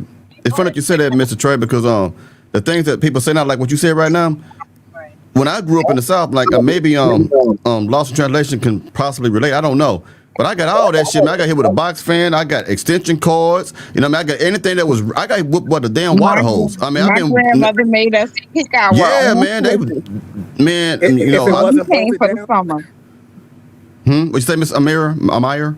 My grandmother made us pick our own switches, and if we did not pick the switches correctly, she would braid them or twist them together. Yep. The trick is to get a dry one. So the break when she hit that first tank. Yeah, there you go. That same break on. We had to pick the dry switch. But the worst whooping you get it from your daddy. That's the worst whooping you gonna get from your daddy. Mama used to whoop me. I used to laugh at that shit. But daddy know how to be thorough. My daddy, my father didn't beat me. He didn't have to. And then the follow. My father didn't beat me. And my husband, he put the shoulder in that shit.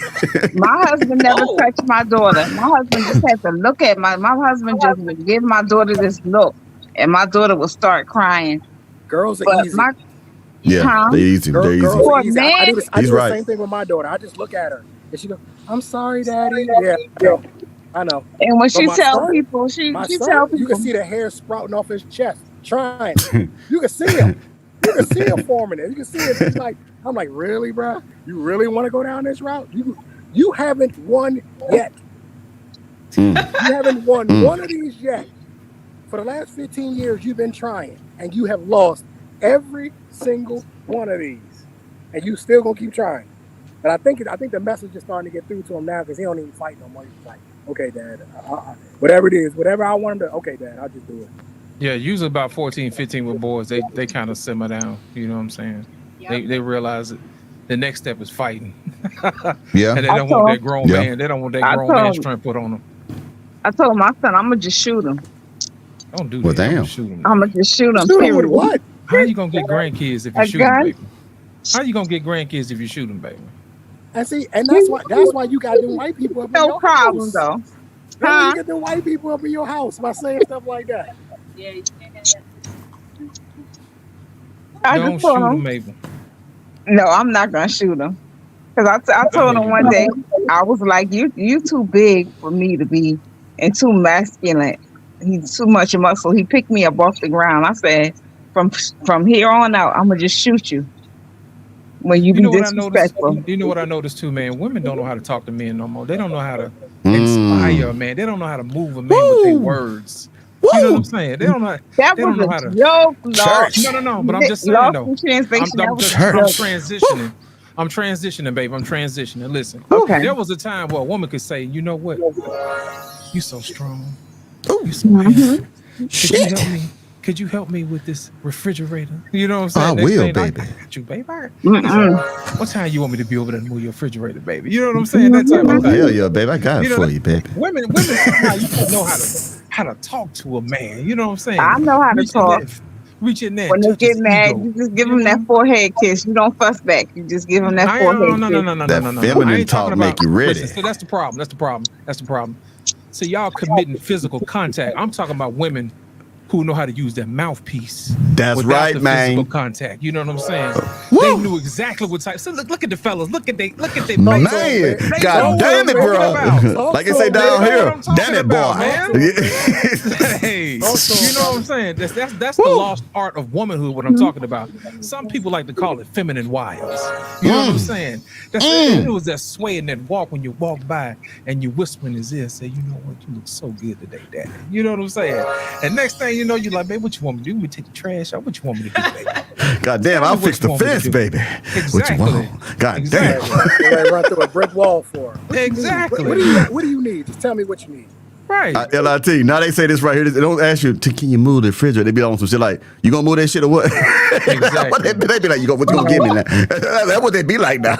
No, that's for real. Tell me, if you don't You want to said eat, you just said say you was gonna that. move the refrigerator 2 days ago. You ain't Yeah, you moved said you gonna move that 2 3 days ago. days ago. No, that's for The real. Tell me, refrigerator's if still you in the don't want to, same spot. hey, if you don't want to remove the refrigerator, just say that. You know what I'm saying? Yeah. Yeah, she said And that shit while she clipping her toenails and shit. Yeah. Right. Hey, let me tell y'all a true story. I was dating my daughter's mom at the time, right? And our kitchen sink was jacked up. For whatever reason, it was just leaking. And it's getting pretty bad. And my thing was, okay, this is above my pay grade. This is beyond me. We got to call a professional in here, all right? I'm going to have to foot this bill. But she's like, well, I don't think we should pay for it and yada, yada, this. I said, well, then you ain't got to worry about it. You ain't paying for it. So don't worry about it. Well, I don't know. So I'm in the man cave chilling, and I'm hearing clink, clink, clink, clink. I'm hearing tools and metal. And what the hell? So when I come in the kitchen, this girl in there trying to take the damn sink apart. What are you doing? Well, Made you feel some type of way with that, don't it? man, look. Hey, Jeremy, I'm Yeah. like, hold on a second. I said, I told you, this is above me. Sometimes you got to call in a professional. Right. Right? Men know how to put their pride aside and say, Yep. I can't do this. Yep. Right? Let me call in a guy who knows how to do it. That's when I right. tell you, she took that sink apart for no damn reason. The problem, Jeremy, the problem was all the way out into the line, into the street. They had to go dig up they had to go dig up you know how the line go up under your front yard and out into the street. They had to go dig up the street to unclog this. It was out there. It wasn't us. So when I came home and I pulled up and I saw them had torn up the street to do it, I just looked at it. I was like, "You gonna put that sink back together or what?" That's exactly what my husband would have said. I thought, hang on. I thought maybe we could get a professional to come in. Now we want to get a professional. You did it easy. My husband would have said, "You put that damn sink apart." To your point about the words, the verbiage. It's so simple. It's easy. This is the power. I'm serious, man. Y'all got, listen. This is why I go so hard on y'all women sometimes. Because you know why? I was literally giving everything. And y'all still managed to fuck the shit up. That's sad. You was giving your beauty, still managed to fuck it up. You was giving your sensuality, your sexuality, your level of seduction. It was just given to you. We gotta work for the 3 men on this panel. We gotta work for every goddamn every damn thing. Man, I like what LIT said, because what he said, I think women don't understand, man, that softness, man. We don't want a woman that feel like she could take it just to do everything. We want to be able to protect.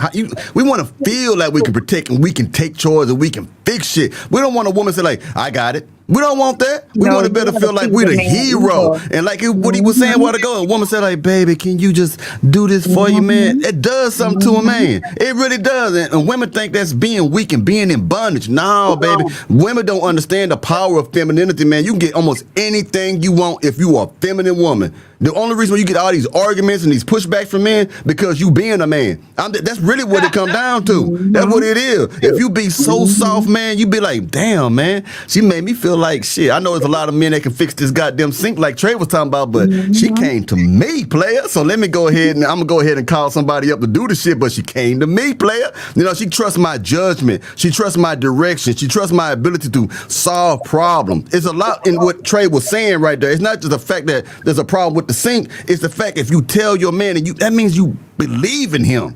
It means that you believe in him to do the right thing, man. He can figure it out. You're not gonna be panicked because you feel secure. And when you feel secure, you're gonna make me feel secure because you're gonna be like, hey, baby, I love the way you called that motherfucker come fix the seat because you couldn't do it. You know what I'm saying? But it gonna feel good like a motherfucker. You know what I'm saying? It gonna feel good though. I'm telling you, pimping. I'm telling you, man.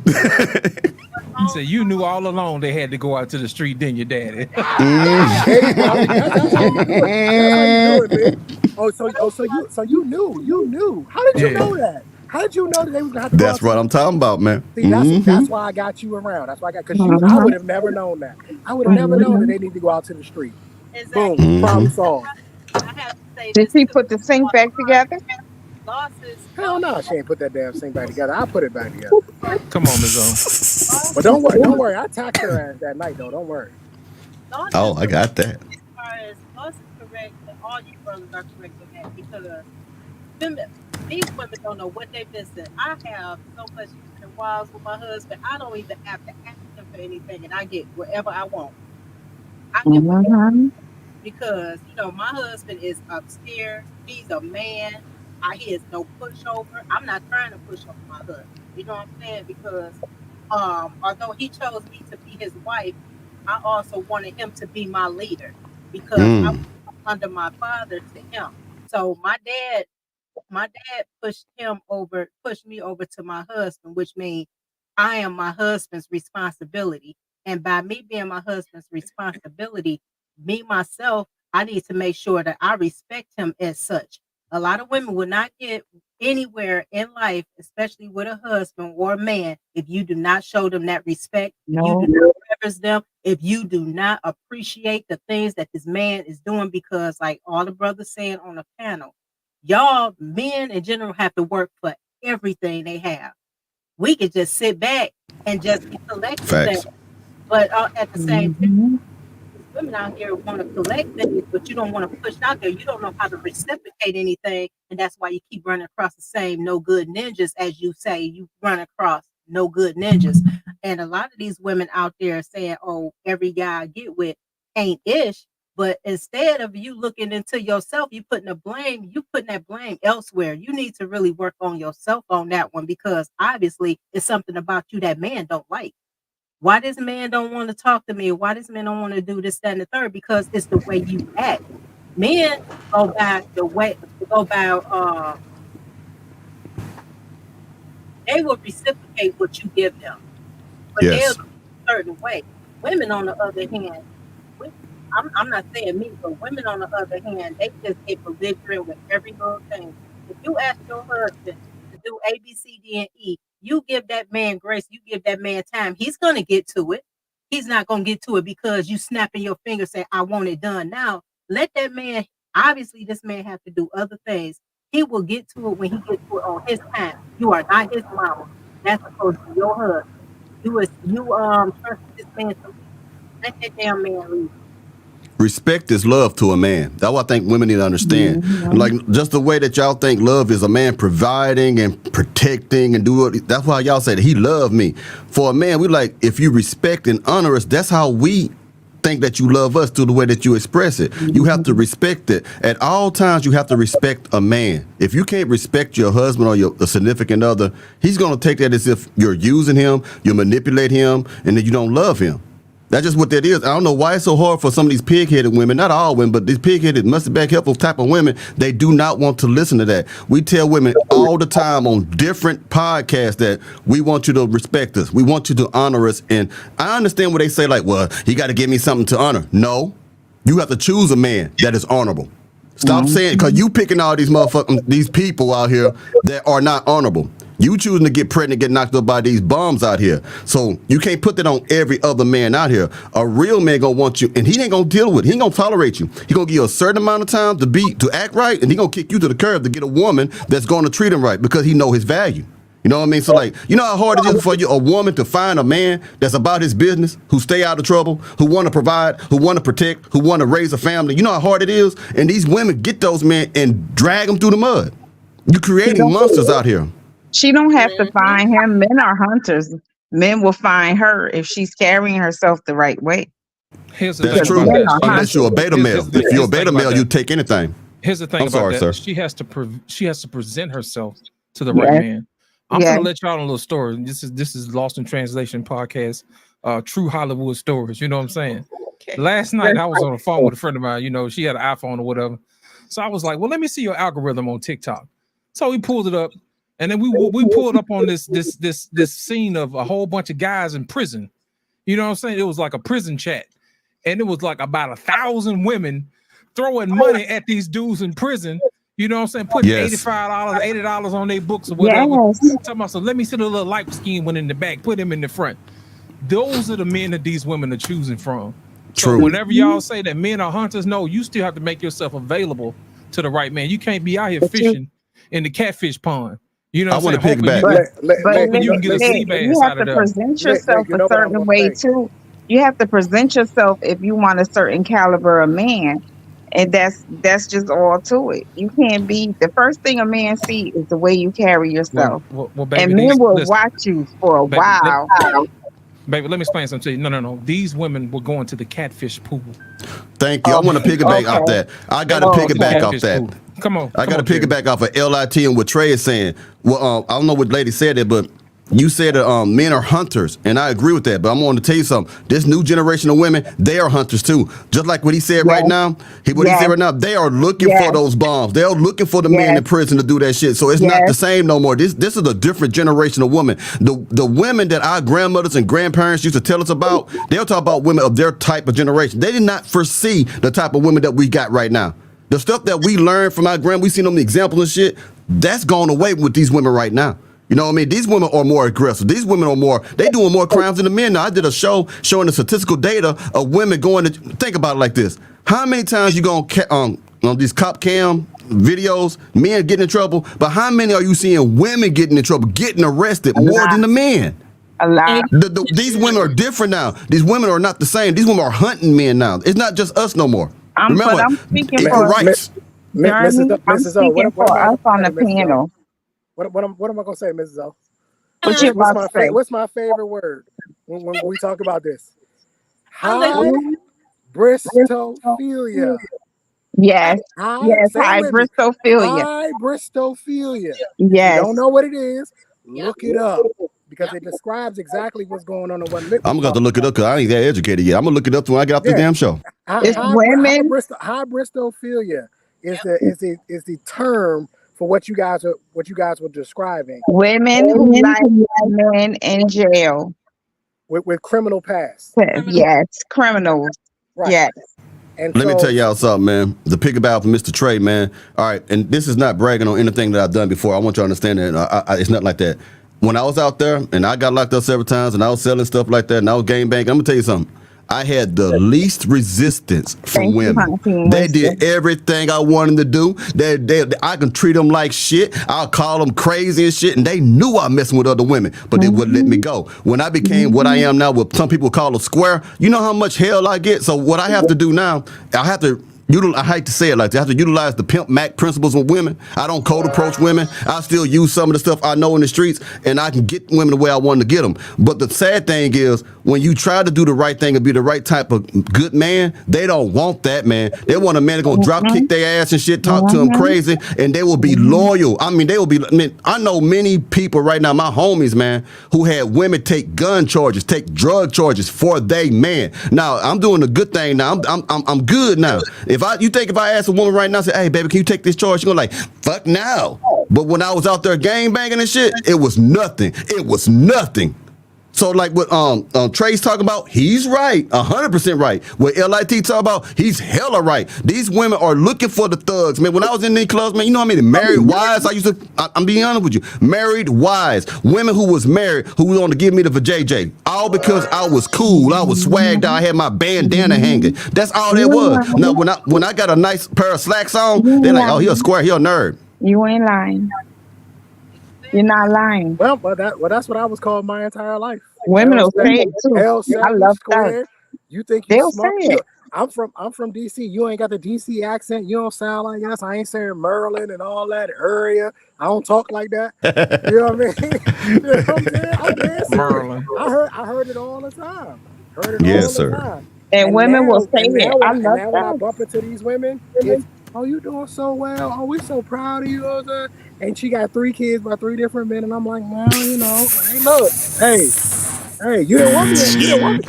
You didn't want me in high school. I was a square. You know what I'm saying? I was focused on actually learning and getting an education and wanting to do something with my life. You know what I mean? Hey, oh, not my problem.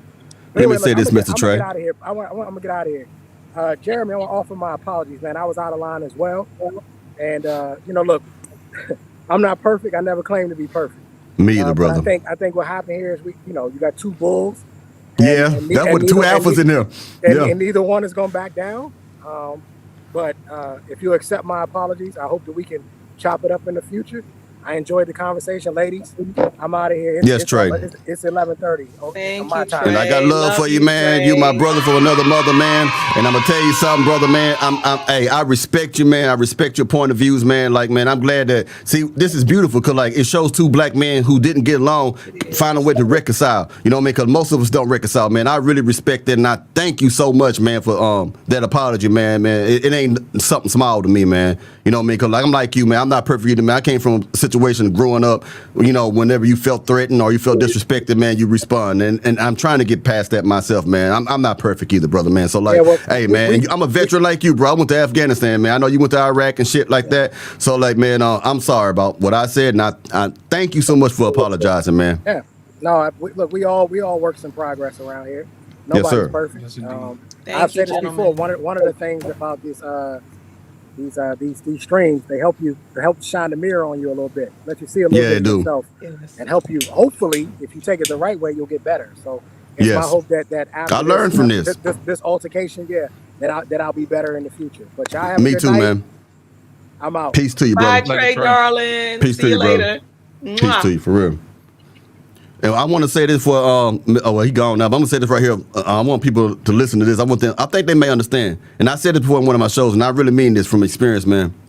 Bad men, they get the best out of a woman. Good men, they get the worst out of a woman. And when I say a good man get the worst out of a woman, when a good man get a woman, he got to deal with all the trauma bonds and all the problems and shit that she done went through, all the heartaches and pain. So he got a whole different woman right there. But when you a bad man, she'll do anything for you, man. She'll do anything for you for a bad man. And I'm talking from experience. And like everything I say, I don't promote what I used to. But the reason I tell people on my show that I was just gang banging and all that stuff like that, to show people that they can change, man. Because a lot of people are in situations where they are in environments where they feel that they can't escape. That's why I say that shit. I'm tatted up, gang tattoo. I don't know if y'all can see that shit or not. Let me see. That's Blood Killer 211. I got all this Crip shit, man. All this Crip, all this stuff right here. So like, everything I say to you, I don't fabricate it. I am who I am.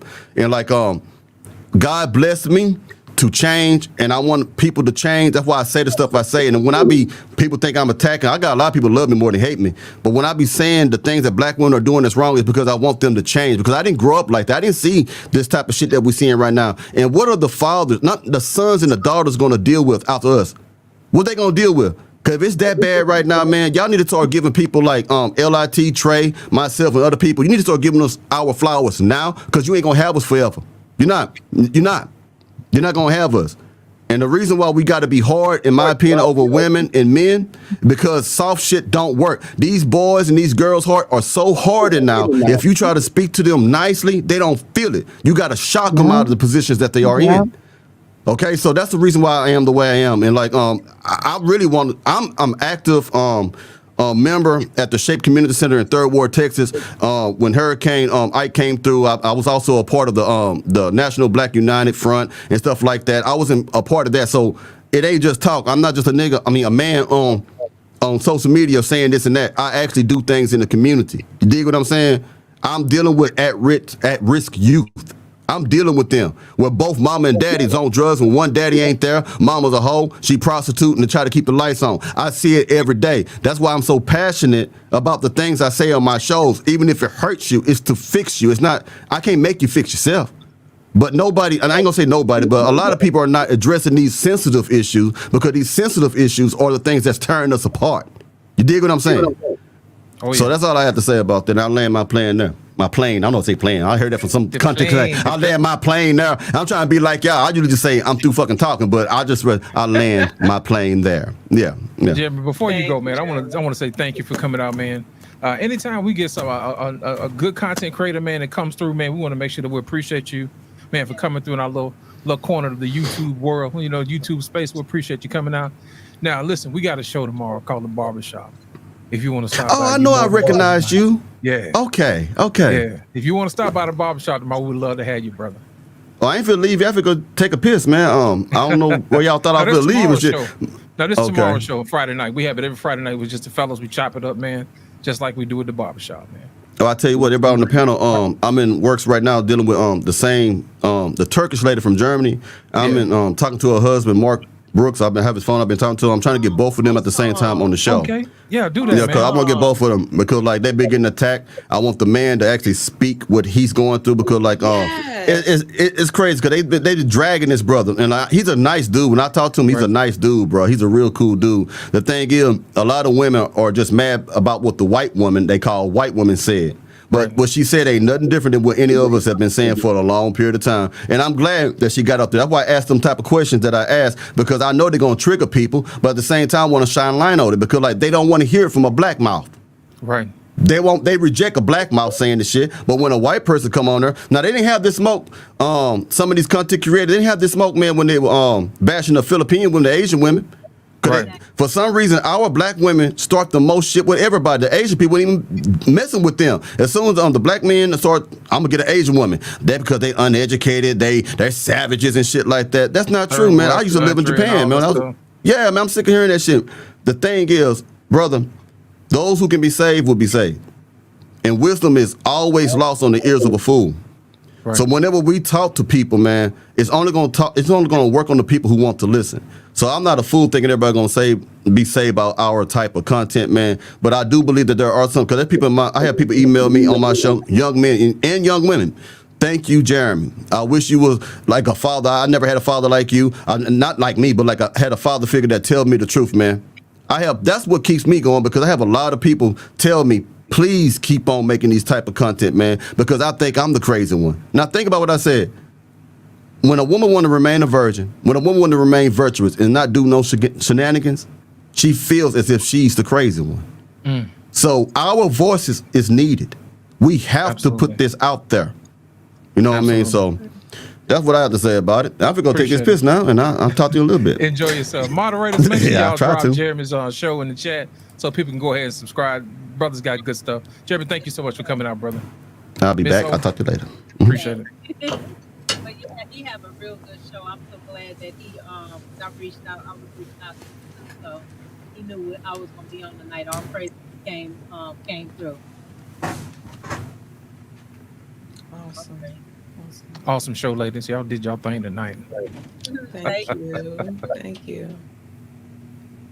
I'm gonna let y'all wrap it up, man. Y'all enjoy. Yeah. Miss Owen and Alyssa, so there will be no role play tonight? No. No, none of the. I guess we're interested. That's okay. Yeah. Yeah. That's okay. So nobody else is in there. I don't know. We probably end up changing the pace, but we still going over. It's a lot of stuff we still need to go over. So we might Yeah. Okay. think about sis want to do it again next week, or we want to go into something different. I had the original lineup after the first How to Bet. I believe it was either health or finances. I think it was finances. I think it was marriage and money. I think that's what I had for the title. Okay. Well, it's I'll let still you know. okay. It's still, I actually enjoyed myself tonight. You know? Really did. Yeah. I'm glad the brothers, apologize, class act. Thank y'all so much for doing it. Yes. You know how they are. They love to see our brothers go at it. Absolutely. Absolutely. I'm glad they did that. And being in these spaces the last few months has definitely helped me to self-reflect as well. And we all have things that we can work on. I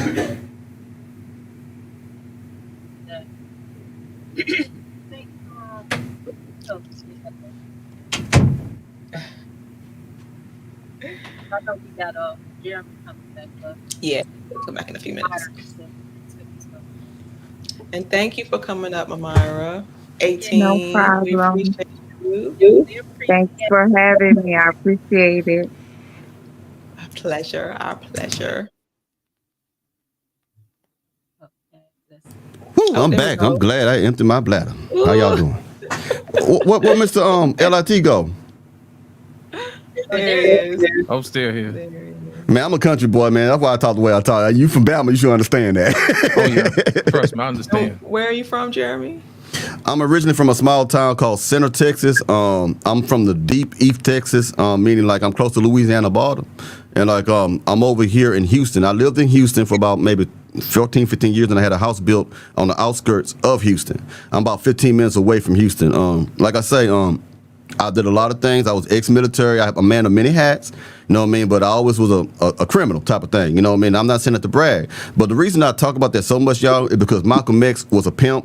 Malcolm X was a drug dealer. And like people like myself and other people who've been through those things, we are the best people to reach, in my opinion, other people like that, because we can relate to them. You know what I mean? So I done did the pimping thing, drug dealing, gang bang. I did all that stuff. And my members only, I ain't telling y'all to subscribe to the members only. But on my members only, I put up my jail record and stuff like that so people know that I'm, because a lot of people come on here, it's like being in jail. People create their image in jail like, yeah, man, I used to run all this big dope all over 59 and shit, but they never did it. I can actually show receipts. And like the whole dashiki thing, I want to get more enlightened. I want to get bring more change. So thank you. I appreciate it. Thank you. But like the gentleman Trey said, man, we all are works in progress. So and like I'm still working on myself, man. I'm in therapy. I believe everybody should go in therapy because a lot of black people in the community have been traumatized. I believe that the young black men and black women are actually suffering from PTSD and they ain't never been to war. You know what I mean? So I think that we have to really address those type of issues. So like I say, I help in the black community, man. And my whole mission is not to get clicks and views. My show's growing and shit like that. That's why you never see me begging for cash apps and shit. Cash app me, I'll stop the show if you don't give me $3. I don't do that shit. You know what I mean? Whatever, you know, because there's people that do that shit. And I ain't trying to knock them, but I don't do that shit because I believe whatever God got for me, it's going to come.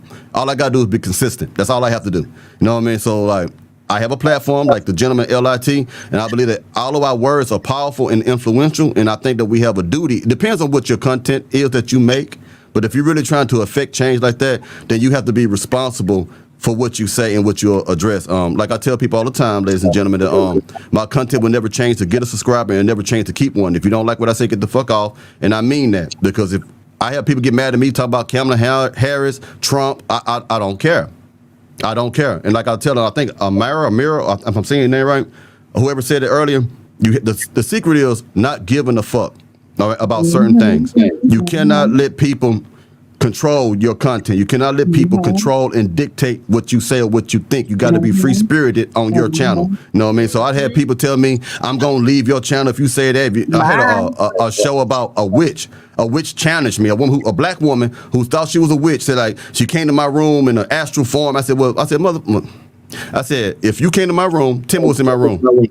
Tim was in my room. I said, bring your ass on here Sunday, and I'm gonna show you what you really are, because you not know. I think I don't ever respond, but the reason why I responded that day is because of the principle, not because of what she said. Because there's a lot of elderly women and elderly men who are lost, and they pay these psychics, these fools, to talk to the dead because they hurt. Warlocks. You know what I mean? So like, I challenged her, she wouldn't come up there.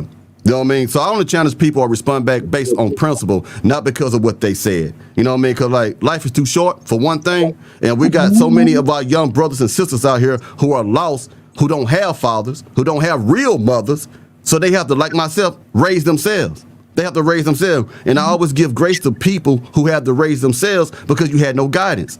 A drug dealer taught me how to tie a tie. A drug dealer taught me how to tie a tie. My daddy supposed to have taught me that, and I'm not talking bad about him. I came through an abusive family. You know what I mean? When I say abuse, I mean fighting, blood, mama blood, and shit like that. I've seen all that in my life. I've seen people get killed in front of me. I've seen all these things, you know what I mean? And I know there got to be a better way, man. Like, you know, it just, when people hit me up, even when I have a young man hit me up, man, he tell me, thank you. That's enough for me, because I live in the upper middle class, bro. And I'm not bragging. I pulled myself up out of the dirt and made myself who I am. So I know if I can do it, everybody else can do it. And that's why I'm very unapologetic about the shit I say. And I want to see us all rise, and I want to see all of us continue to grow, to be in forward motion, because we keep going backwards. Right now, we live in a time where people are going backwards. Our young women, our young men, they're going backwards. They are becoming things that our slaves, not slave men, but our people who were slaves would have never imagined. All right? We're not here. Like people say, like, yeah, you know, we went through this struggle. You didn't go through shit. These generations, they ain't went through shit. We are reaping the benefits of people who came before us, who sold their shit in blood and sweat and died. We are reaping the benefits. And what are we doing with the benefits? Other than being at each other's throats, other than blaming the white man for every goddamn thing that we decide to do. When I was doing the shit that I was doing, there wasn't no white man out there telling me to pull a 38. Wasn't no white man. You know, when I went to jail, wasn't no white man doing the time with me. I did that shit by myself. No. So we got to get back to chastising. The people don't want to hear that shit. We need to get back to chastising our women and our men in order for this shit to turn around. And that's my personal opinion. It might be this damn scotch. This scotch is good like a motherfucker. I should be talking. I apologize.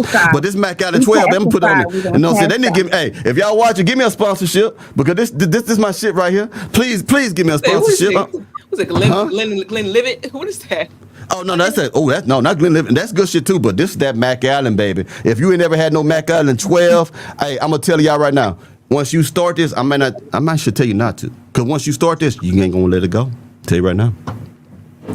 I'm sorry about that. And I land my plane. Germans, we pacify. We don't chastise, we pacify. And the minute you chastise someone, they get upset with you if you tell them the truth about something they do wrong that they could be doing better, or how much potential they have, or something, anything like that. People get upset with you, so. But you know what? Just because people don't agree with us, we need to still take their responsibility. I'm gonna tell you why. Leaders are not meant to be liked. Leaders are meant to lead. Yeah. You understand what I'm saying? So unfortunately, those of us who have gifted us to be people who can lead people, we have to accept the responsibility, the bitter and the sweet that come with that. So you have to believe. I don't know how y'all believe in your God. I don't know what y'all believe, but believe in your God, and most importantly, believe in yourself. And like, believe in the future that you're not going to see, because the things that's going to come from the seeds that we're planting now, we're not going to reap from that. They're going to be generation later, because it took 40 years. It took 2 generations for it to get the bad it is right now in the black community. For the feminism movement, it took about 40 or 50 years. So the things that we are doing right now, LIT, we are actually helping the future. But I'm going to tell you something. No person who stands against oppression, no person who stands against wrong is ever appreciated in their time. This is why when motherfuckers die, they start saying, "Oh, we got to give you a holiday." Martin Luther King, we got to give you a holiday. Malcolm X, we got to give you a holiday. They only appreciate us. Pacifying us. Yeah, they only appreciate us when we die. That's it. That's it. So I know what I'm here for, and I accept it. That's how I look at it. People ain't gonna like me, and I don't give a shit. It's just what it is. Mm-hmm. That's what happened. Your brilliance shows up as soon as you leave the earth. Could you imagine that? And that's something that's sad, brother. That's sad. Or at least they couldn't say we do it. Here's my thing, man. People don't realize that you have to be able to recognize greatness when it's in your face immediately, because that way you can benefit from it and you can ask questions. There are plenty of things I wish I could have asked Martin Luther King. I wish I could have asked Malcolm X. You know what I'm saying? I didn't get that opportunity. But there were people who are still alive to this day who had that opportunity and refused to take advantage of it. Why? Because they thought they would always be here today. Well, tomorrow is not promised. You know, so I always say obedience is better than sacrifice. Yes, so it's scripture. better to go ahead and ask and talk to people who are here so you can get some answers. Because think about it, we don't take enough time to talk to our people like we used to. We're used to hearing people say, "Do as I say," and leave it at that. You know what I mean? Hey, mama, do what I tell you to do. Not as I do. But the conversation we need to have needs to be a little bit more nuanced. And say, "Baby, let me explain to you the reason why I would like you to do this. There are several other options and combinations in life that could possibly happen to you that will cause danger to you. There's no way for me to know all those options. Now, what I'm trying to do is I'm trying to narrow it down to as few options as possible, so you're able to recover from either option if you decide to do it. It's a lot easier to recover that way." Now, if we start having conversations like that, then people will be able to honor our words a little bit better. But since we're so busy going to work, being distracted by TV, internet, social media, you know, we're not having the proper dialogue between our children and those that are around us. You know, there's plenty of times I've had conversations with a friend of mine the other day, and she was talking about something that was on Instagram. I said, "Hey, let me ask you a question. Do you have life insurance?" She was like, "No." I said, "You need to put Instagram down until we get over here. We need to talk to Liberty Mutual and get you some life insurance. And while you're at it, we need to start talking about your retirement today." You know, and we started talking about all this other stuff, and it was like, "Well, this is how you plan this." And she's like, "My mom's not here, my dad's not here." I said, "Well, I'm here." And now you don't have no excuse no more. You know what I'm saying? These are the conversations that we need to start having with each other. You know, making sure that when you build your family, make sure that you have a beneficiary for each person. So when that person dies, all that money goes into the trust. And then when another person goes into the trust, when dies, that money goes to the trust. And that way you guys can borrow from the trust and build each other's businesses. And then you buy more policies and you keep building your business that way. And then that way your whole entire family is a business. And everybody would love to do business with people who know how to do business. And then that way you can control who you marry and who you don't marry and who you bring into your family for business. You know, it also protects everybody's money, because it don't matter who you marry. You know what I'm saying? They can't take money from the trust. That's just how it's set up. So that way you don't have to worry about your wife divorcing you and trying to take out, "Baby, I ain't got no money. I get a paycheck from the trust." You know what I'm saying? That type of thing. But see, a lot of guys don't understand that. So that's why it's important for you to make sure that you select a proper woman. That's important. I tell you this. Lady. Go ahead. To piggyback.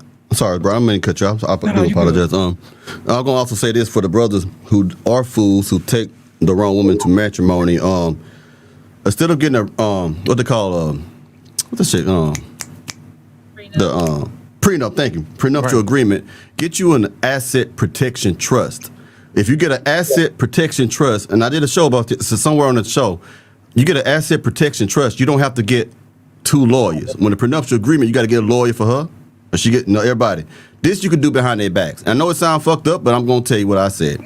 If you work hard, man, for your shit, no woman or no man should be privileged to half of your shit that you made before you got her or him. So an asset protection trust will actually protect you in that. It's stronger, it's more ironclad than a prenuptial agreement. You see, prenuptial agreements are always challenged. All they got to do is prove that you had or signed it underneath duress or some shit like that. If you fuck around and get an asset protection trust, The judges and the courts in America cannot touch that, and you still can dip into your asset protection trust and get money out of it. Think of it like a LLC, a limited, whatever. I can't remember the LLC thing now. Y'all may remember it. Thank you. Yeah, she can't. That's right. She can't, or he can't take what's in that asset protection trust. So I would encourage every brother and every sister to look into that. It might cost you a little bit more money in the beginning to get that, but in the long term, you save them a whole lot of money. Prenuptial prenuptial agreements are not as strong as people like to think they are. You see all the time millionaires go through this and still have to pay alimony, still got to give a half day shit, and they had a prenuptial agreement. It seems like the only agreement they had is that they're going to give the judge permission to take half your shit. So go ahead and get the asset protection trust. Look it up. There's a lot of things, and Jewish people use this, white people use this, and unfortunately, I know people ain't going to like it, but you need to start learning the game from these people. Because these motherfuckers know what they're doing. They know. Yeah. All right, so I hope I helped somebody out there. But yeah, asset protection trust. Look it up, and it will help you keep your stuff, man or woman. Yeah. Absolutely. Make your name mean something in these streets. You know what I'm saying? Financially. What's up? Yes, sir. But that's all I'm saying, man. Like, for real. Know how to work the system. Get around people who know some things. You know what I mean? And don't spend so much time worrying about other folks' business when you could be starting your own. That's all I'm saying. Thank you. Thank you, brother, man. Thank you for that. That's real talk. Everybody got quiet all of a sudden. Y'all through talking or some shit? I just got on my first time on here. Y'all about to, is that the clue to get off or some shit? We were engaged in what you were saying. Yes, we're gonna asset protection trust. All right. You're gonna learn something around here. You know what I'm saying? That's what we're here for, man. Iron sharp as iron. You know. Yes, sir. Asset protection trust. That's awesome. Everybody write that down in the comment section. You know what I'm saying? Type in the action protection trust. Put that in there. Asset protection trust. Yes, sir. There we go. Yes, sir.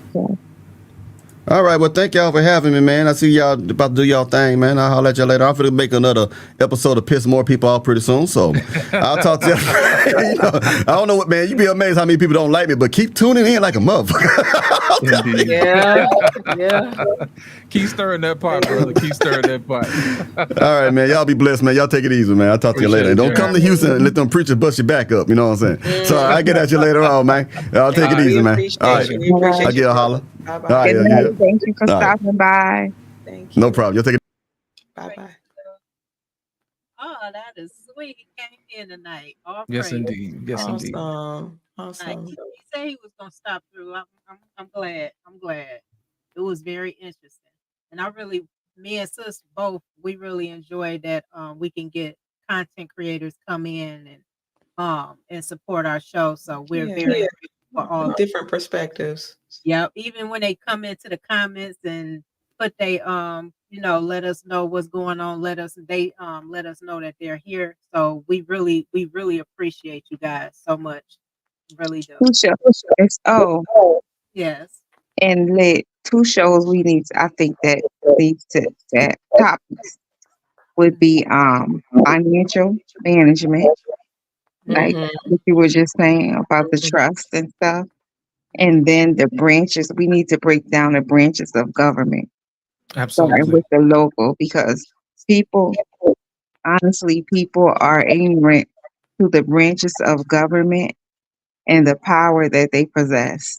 Checks and balances. Absolutely. We're gonna talk about that from the top to bottom, from your local government and what to expect from them and who to contact and how to get a hold of them. And how important, to your local senator and representatives as well too. And those little county council meetings or city council meeting and town meetings, those are very important, because when they do planning, these things are planned like 10, 12, 15, 20 years ahead before they even bring them to the town's attention. And then when they bring it to us, they already have everything planned out. They already have their little what do you call it?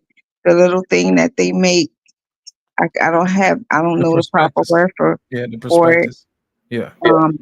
They already have all the permits and everything, and now you want to go into opposing this, but you don't know that they had planned this like 10, 15, 20 years ahead, because someone in your household didn't go to county meeting or the town council meeting, if you don't go, you have to send someone. And it's very important that you vote for your local governments because those are the people that represent you in your town. And the census is another thing that we need to ensure that we're completing the census. Because even when you look back, I don't know, do any of you guys watch Finding Your Roots? What is that? It's on like TBS, and they have stars on there, and they go back to like I when haven't they seen that first yet. came from the country, Yeah. and when they who came over, what ship they came Oh, over on, it's and all that. Gates, Henry Louis Clark. Yes, yes, Clark. Okay, I've seen yes. that. Yes. So, and a lot of people found their roots through the census. And then a lot of people didn't fill out Yeah. the census, so they skipped over some years. But it has documents. It's some people found documents all the way back from like they were enslaved people because they were not slaves, and the countries that they came from and what they did and what tribe they came from. And then also if they came from like Ireland, what they did, what their great great great grandparents did in Ireland. These things people really need to know. Absolutely. Absolutely. But you know what? Here's my thing. What's more important is making sure people know where they want to go. You know, it's one thing to Yes. know where you came from. It's another thing, the absolute different thing to know where you're going. So I would rather we start, figuring exactly where you came from, and then that way we can know where you can go in the future. Because No, I both are was just important. saying Yeah, both are completing the important. census is important Right. to your town, even getting funding for your town or your city. Completing the census, we need to let them know, like when we explain the branches of government, how important this completing the census is, because completing the census, if that's how your town get funding for certain things. Absolutely. They go by population size, you know. Yes. Correct. So that way they can service your area a little bit better. And So it don't do you no demographics. good to hide from the census people that are trying Yes. to help you out, you know. Yes. But So ladies, Thank you. we have thank to you, come ladies. together on that. Oh, we Thank will. you. We definitely will. This We'll is plan not my something. show. Let me shut up. No. We take ideas around here. Yes, No, we take absolutely. we'll come Absolutely. out with it. So it's very important anyway. So, that's I really appreciate that, sis. We will go over that. We'll have Lit help us with that one too. So that'll be something for us to bring on the show. So Gotcha. We got you. We got you. yep. Once again, ladies, y'all have had a fantastic show this evening. You know what I'm saying? Thank you. Fantastic show as always. It's a pleasure being with you, ladies. I'm gonna let y'all go ahead and wrap the show up and do your thing, ladies and gentlemen. If you get an opportunity, make sure you guys hit the subscribe button. Make sure you hit share, and if you're here, make sure you hit the like button as well, and make sure that you subscribe to Mrs. O's channel, Miss Kathleen's channel, if they got one, and make sure you guys subscribe to Black Man Unfiltered as well. We want to make sure that we get this message out to as many people as we can. Thank you guys so much for having me this evening. Y'all have a great afternoon and a great rest of your evening. Okay. You as Okay. well, Lit. Thank you, Good brother. night. You have a good Thank Thank one. you. All right, yeah, All we're right. this bad boy. All right. Amira, do you have any final thoughts? I just want to say thank you very much for your time, both of you. Every Oh, day. It's a pleasure. Thank Oh, you it's guys for letting me on here. I pray that it gets bigger, that all of us Yeah. grow, the channel grows, and we can reach people. And the change starts within us. Thank you and good night. thank Absolutely. Thank you. Good night. Thank you. Thank you. Final thoughts, sis. Did you already say your final thoughts? Oh, I didn't lost my final thoughts. I said mine about 10 minutes ago. I didn't lose my final thought. It was a good show tonight. Real good It's show. interesting. Really appreciate everyone for coming out. Um, Everyone is important to us, including the the other content creators. We had some heavy hitters came in tonight, which was cool. I really appreciate. Well, we really appreciate that. Mm-hmm. The thing is, my final thought on this: vet, vet, vet. I don't know how many times I have to tell y'all this. You need to know everything about that person before you include them in your life, because you're making a life altering decision. Please be careful in who you choose as a spouse. That's all I have to say on that one, sis. Absolutely. Absolutely. And thank you, everyone who's watching and everyone who will watch in the future. We love you. Thank you, Marcus. Excuse me, Mark Harris. Thank you. Appreciate you too. And that's it. We'll call it a night. Love you guys. Bye.